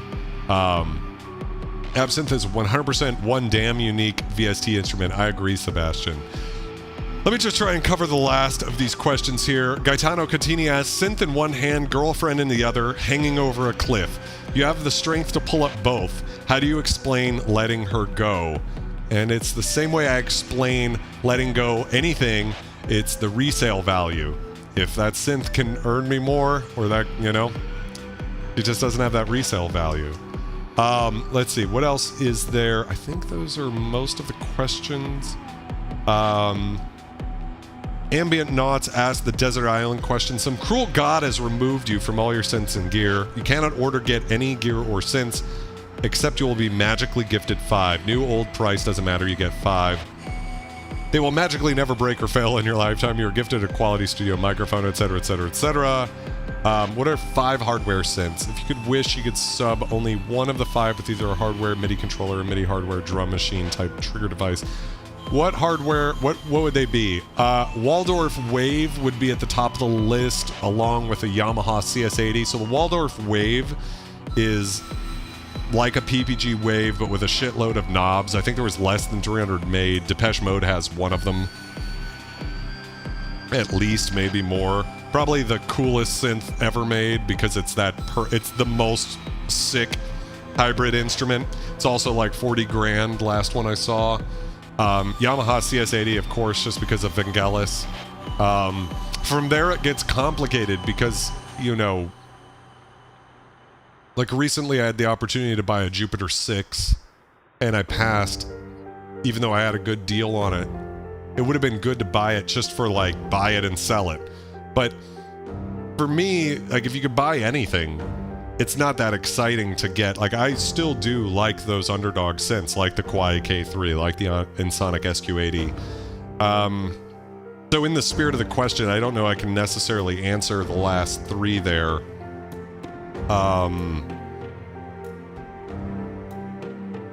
Yeah, I'm trying to think if there's any other, like, the really expensive ones. I think it would just be the CS80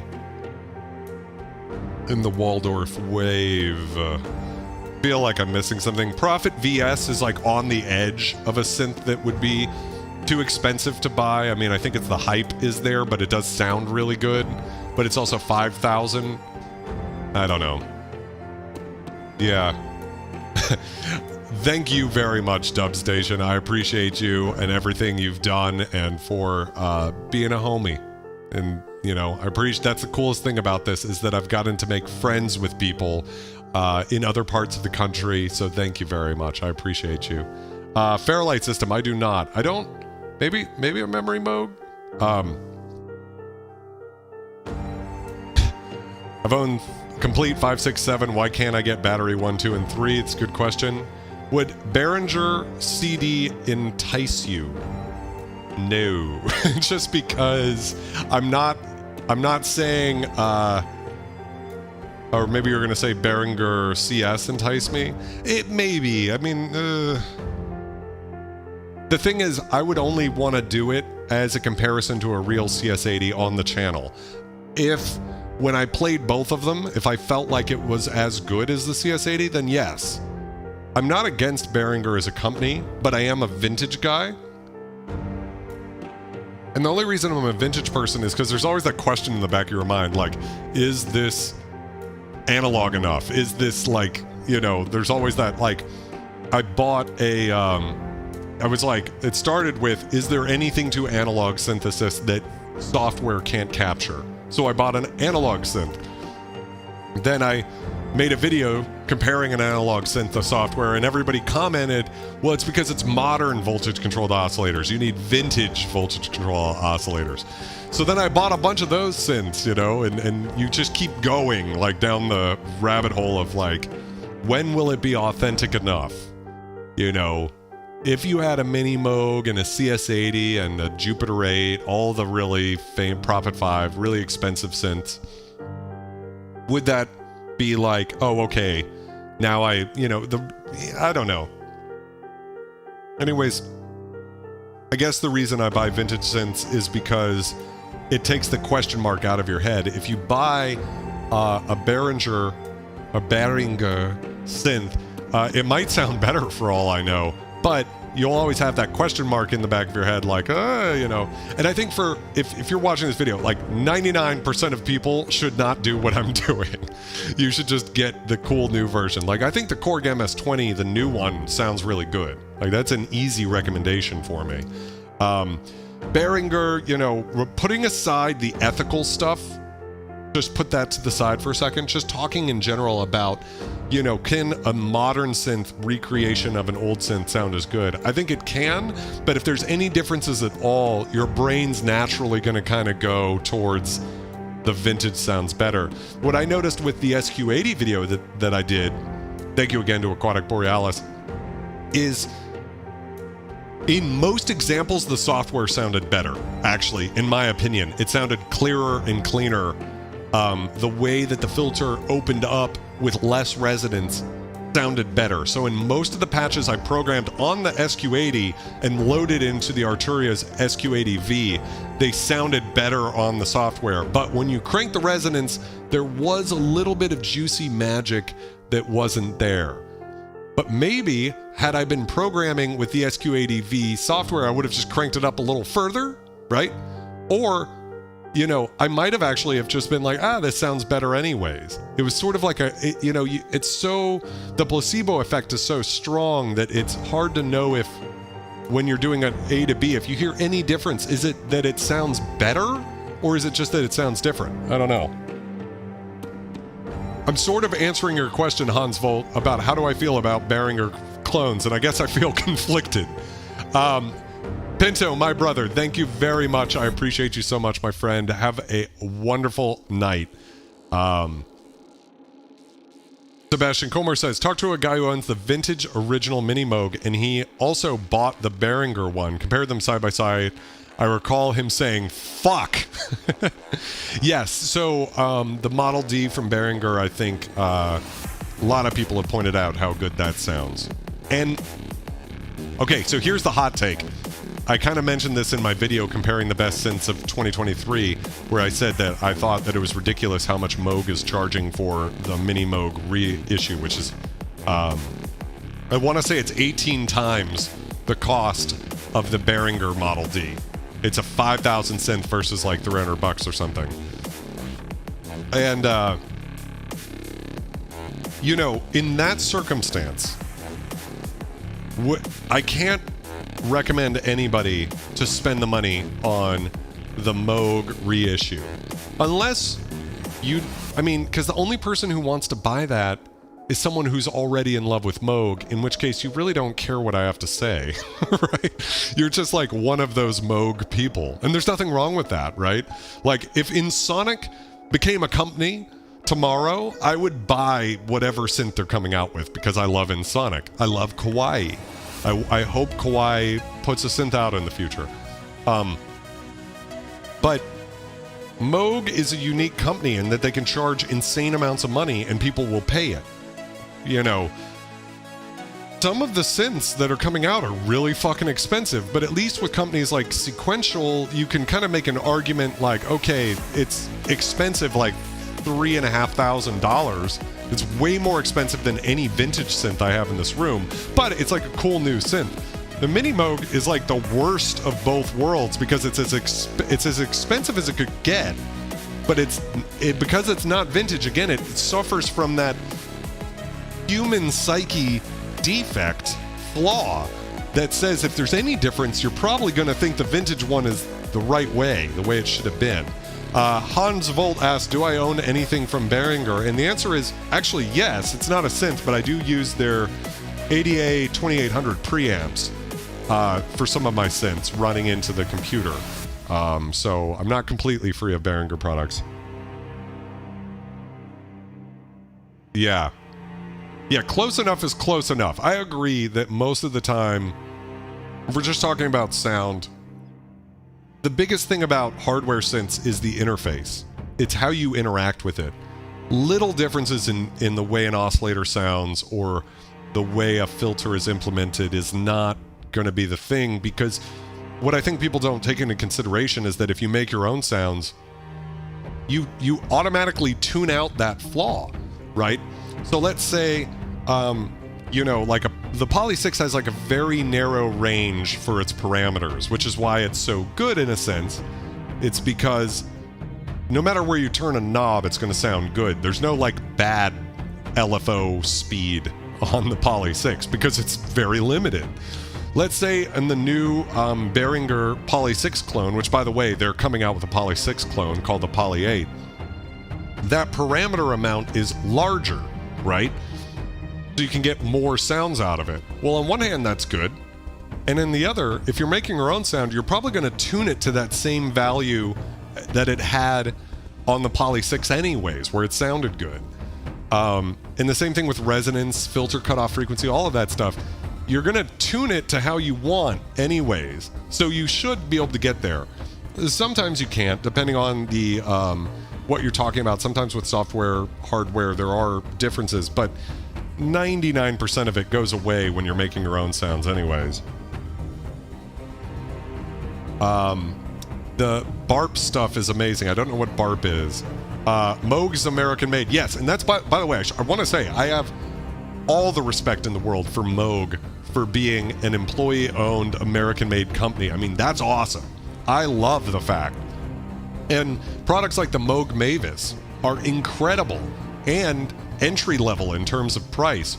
Really amazing. Like, an incredible company. I wish all companies in the world were ran like Moog. So I want to support them just for that. I just can't, in good conscience, recommend people in a video to go out and spend $5,000 on a Mini Moog, you know. It's 12.5 times the price of the Behringer Model D. So it's you can get 12.5 Behringer Model Ds for the price of one Moog reissue, and they probably sound about the same. Would you ever, Machine Storm asks, would you ever stream where you take a track, use AI or not, deconstruct to multi-track, recreate the synths? Yeah, sure. I would do anything like that. I'm not against that. Luftrum's come out with a product using AI to create synth sounds. I really want to check that out. I'm not against that. Let's see. Sebastian says, absolutely. Why analog consoles have that vibe and depth is due to the circuitry and wires. Each channel sounds a little bit different, which adds up. Yeah, there is that thing about analog, which, you know, is a thing. It's those little differences do matter, but in principle, you should be able to do it with software. I just think a lot of the times the companies don't, they're like afraid for their product to get wonky or not sound neutral. So they don't go that extra little mile of emulating how one voice card can be slightly out on a synth, you know, and stuff like that when they do stuff. Paul, welcome to the stream. What's a good balance between sound design and music composition? How do really cool sounds inspire you to riff off them? Wonderful question. I would say that the best sounds are the ones that automatically you start going in a direction. So when we were doing the Yamaha SY99 stream last week, there was a guitar sound I pulled up. I've got a short on the channel, you can check it out. And that, I started playing and I just started going. Like, I didn't want to stop because I was so captivated by that sound. That's a good sign. That's a good sign that the sound design is there. On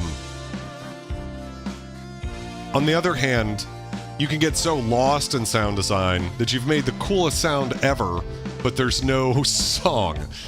So Jackie Daggers and I, we did a record called Dominion Screams, and we're both very conflicted about that record because it's really focused on little details, but not on bigger picture stuff. And we have trouble listening to it because, you know, we came up with some really cool synth sounds, but that does not in and itself a record make.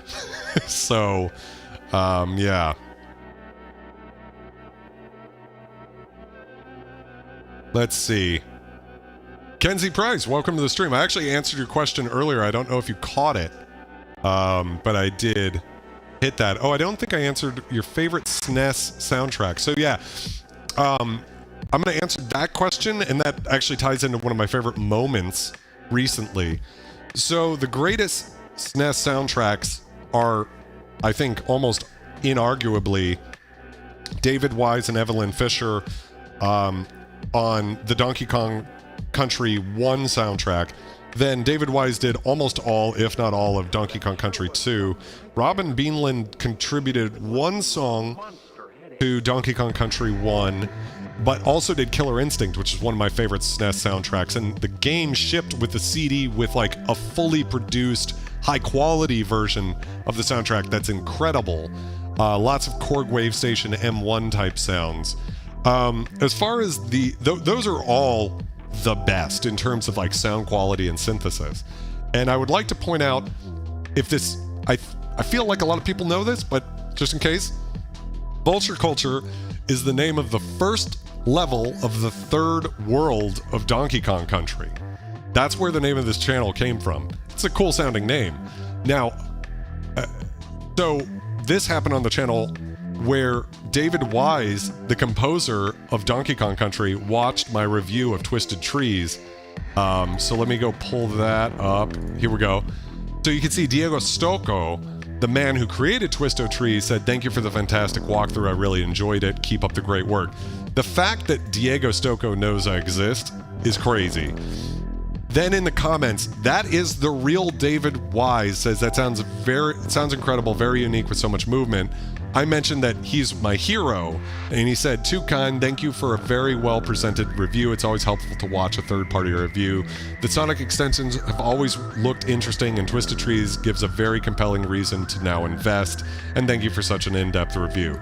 So that's like one of the craziest, like Eric Persing shouting me out on a live stream, and that David Wise actually watching the video is like shocking to me, because if you're not familiar with those soundtracks, it's crazy the work that he put in to making those soundtracks sound so good. So in a time where video game music all sounded super cheesy and hokey and lo-fi, David Wise was able to use hexadecimal code to create some of the most gorgeous music of all time.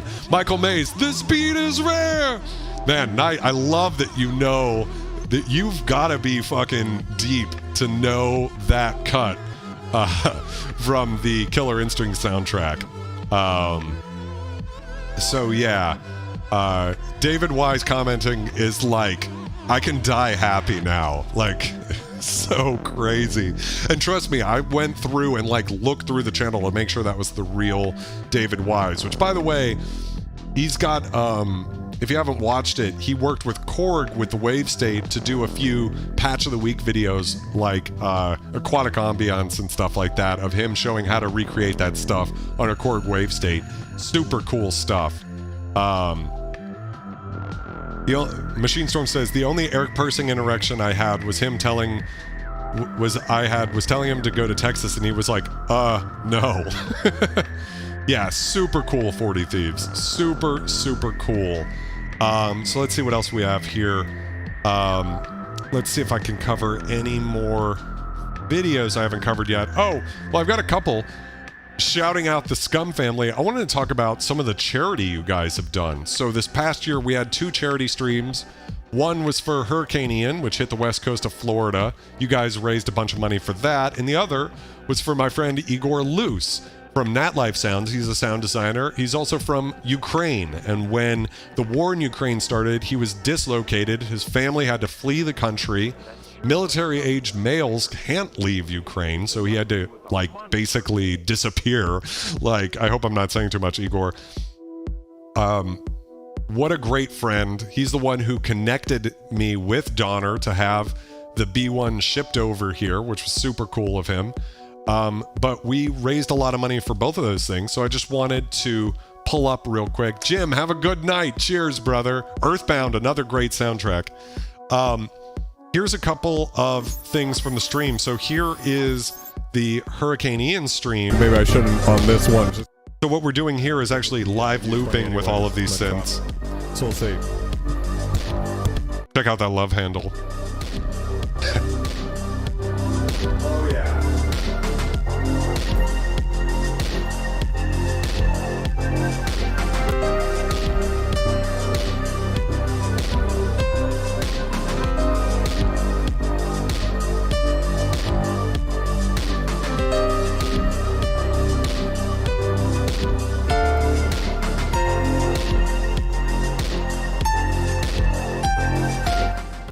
So you guys were super cool and raised a shitload of money for that. And here are some of Igor from Natlife Sounds. I agree, Machine Storm. Natlife has some awesome sound sets for hardware. Here's some of them on the Korg Prologue.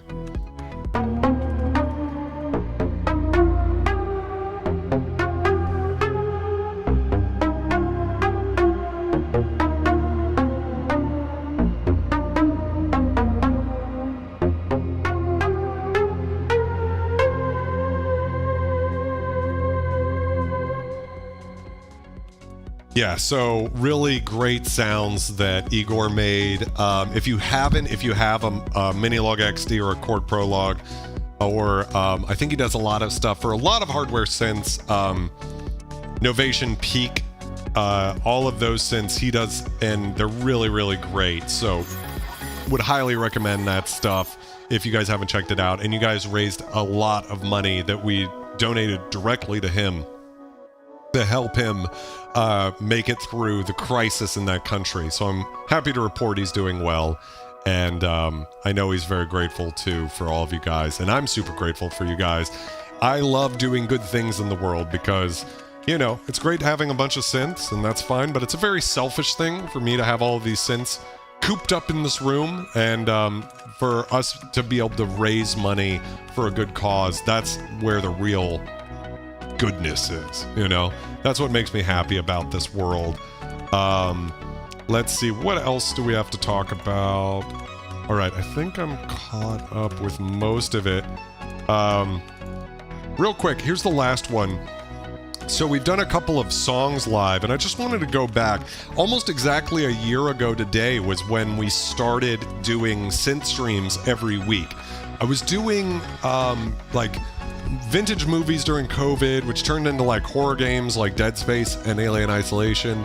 But Anna, my girlfriend, had been like, you know what? Like, it makes me sad that you're not using everything you have. So I was doing videos for the channel, but the live streams were just sort of like hangouts. And she was the one who pushed me to actually start focusing on the live streams being about synths. So I wanted to say a huge thank you, Anna, for everything you do. And so the first stream that we did that was actually like this was called Journey with the Poly 6, and it was sort of a live stream about the Poly 6. And I had, like I tend to do, recorded some vocals ahead of time. So if you haven't seen the stream, it's actually pretty cool. It's like, I guess I'm trying to say it's like an underrated stream from that we've done over the years. So here's the final song that we came up with. So all of the synths were recorded live, and I recorded the vocals ahead of time. The waves come crashing down against the empty shore. The memories haunting me. Not sure what I've been fighting for.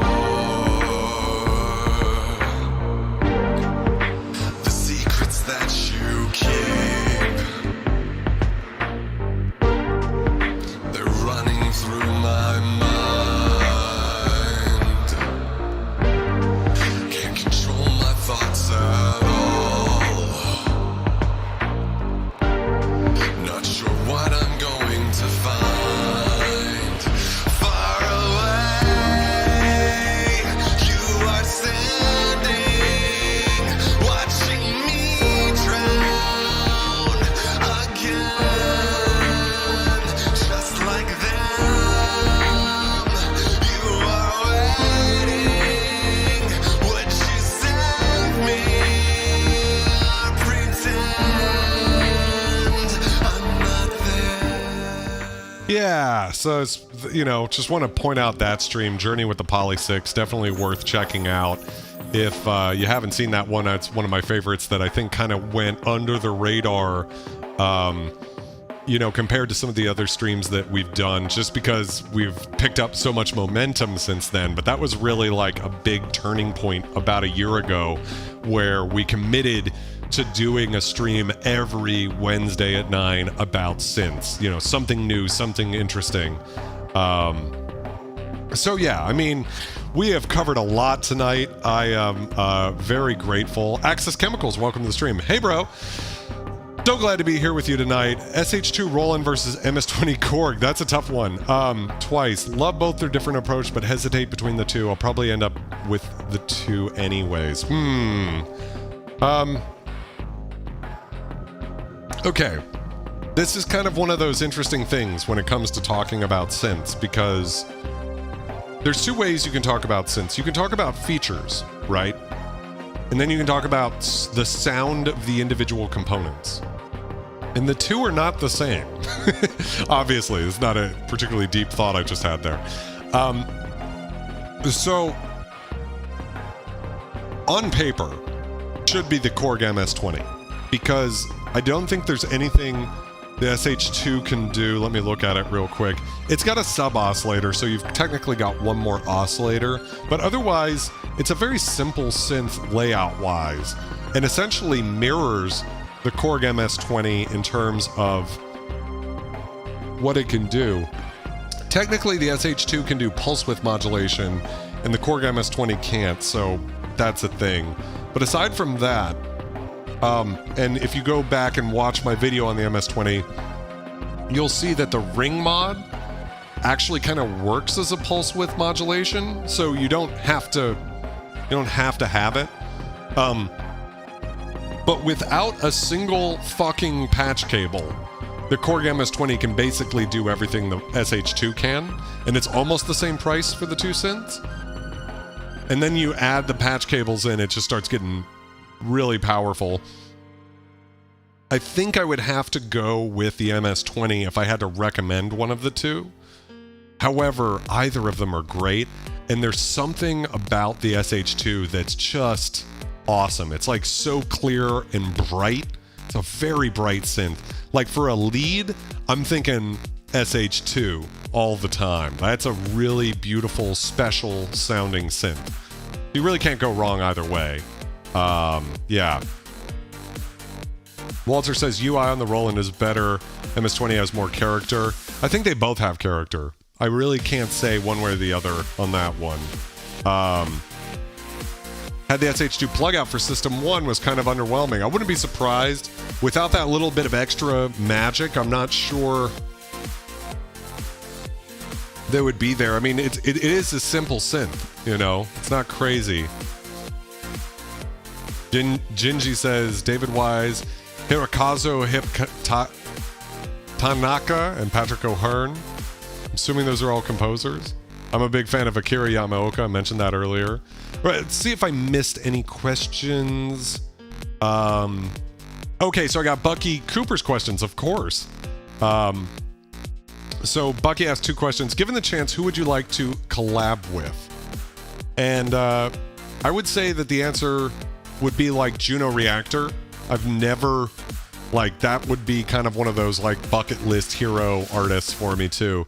I really only started getting into synth music because my uncle burned me a CD, I think when I was 14, of Juno Reactor's Shango. And that record was so crazy to me that could be done with electronic music. Everything up until that point, remember when everybody just called electronic music like techno? It just kind of had that cheesy 90s sound, which is fine. I kind of like that stuff now, but at the time I was like, well, it just is what it is. When I heard Shango by Juno Reactor, and then later on Labyrinth and Gods and Monsters, the next 2 records, I was just like, those are still to me like my gold standard when it comes to creativity with electronic music. And so Juno Reactor would be like the dream collaboration. And then what is something you'd like to accomplish this year? Actually, the goal, I have 2 big projects I'm working on this year that I've been working on in secret.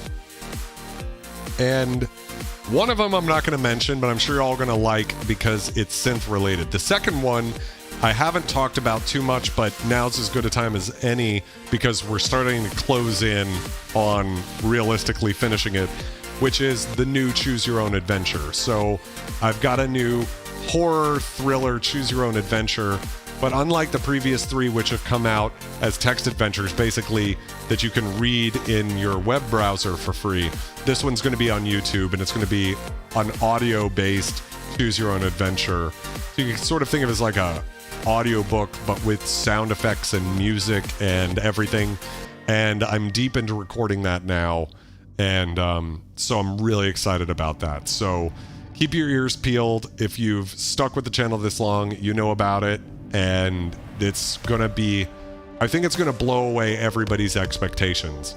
I really do think it's going to be amazing.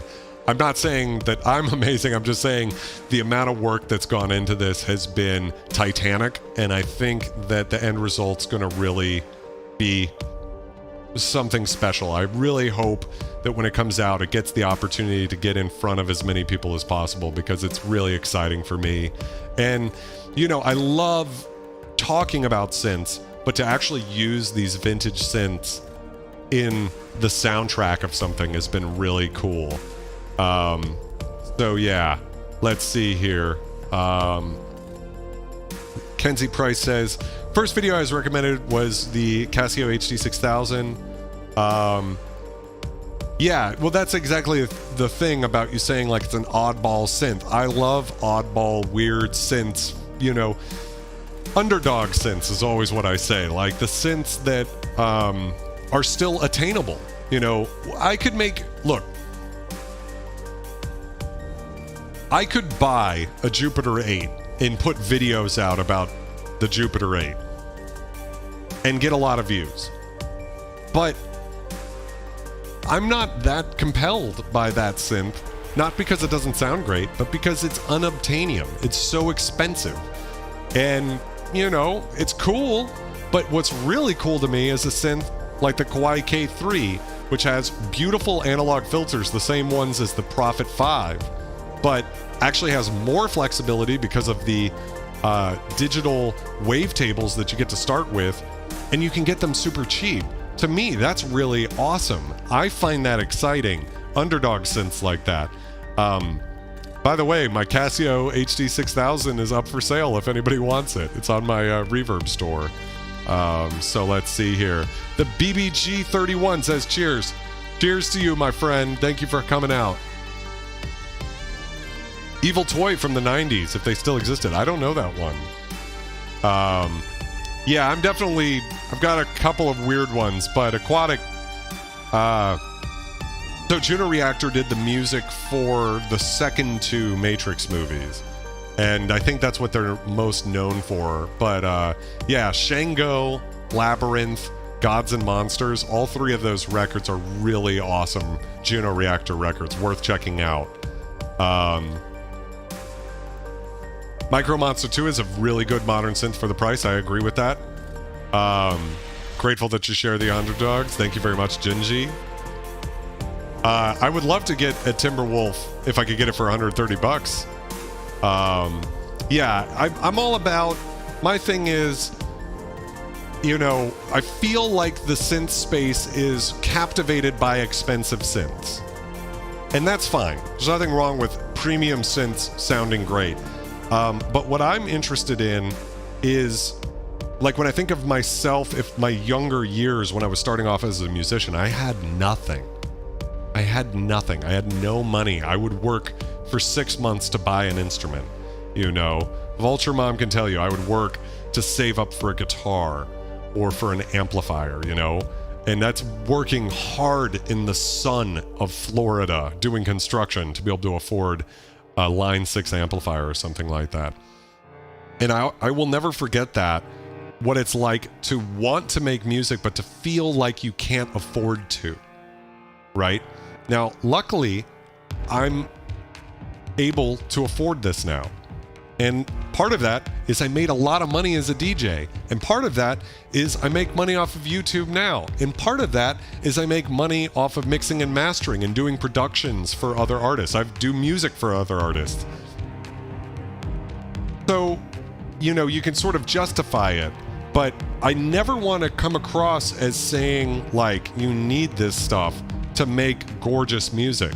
And that's why my favorite things are synths that people can afford, that sound great, that might even sound better than some of the expensive stuff. And so that's where I'm always going to be focused, because for me, that's where my impact can matter in a good way. You know, I know that sometimes people just want to hear how a synth sounds, right? So they're like, well, Chroma Polaris here, they sell for like $4,000, you know. I just want to hear how that sounds. I just want to click on a video that says, you know, Chroma Polaris and hear how it sounds. That's fine. I can do that too.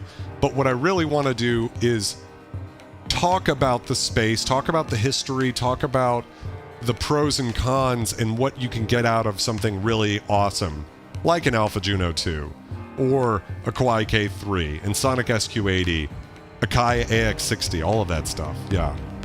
So, one thing I really like about Ben Jordan is that he got Behringer to donate all those synths. I didn't know that. So is that like all the synths from his videos or something, Aquatic? Let's see, do I have any other questions I've missed so far? I think I'm caught up. Yes, okay. Boom, boom, just going through all the videos, making sure I've got everything done. We covered everything I wanted to cover. Wow, I don't know what that is. There we go. Okay. I'm glad you find it exciting. Yeah. No, we got him to donate a huge number of synths. That's incredible.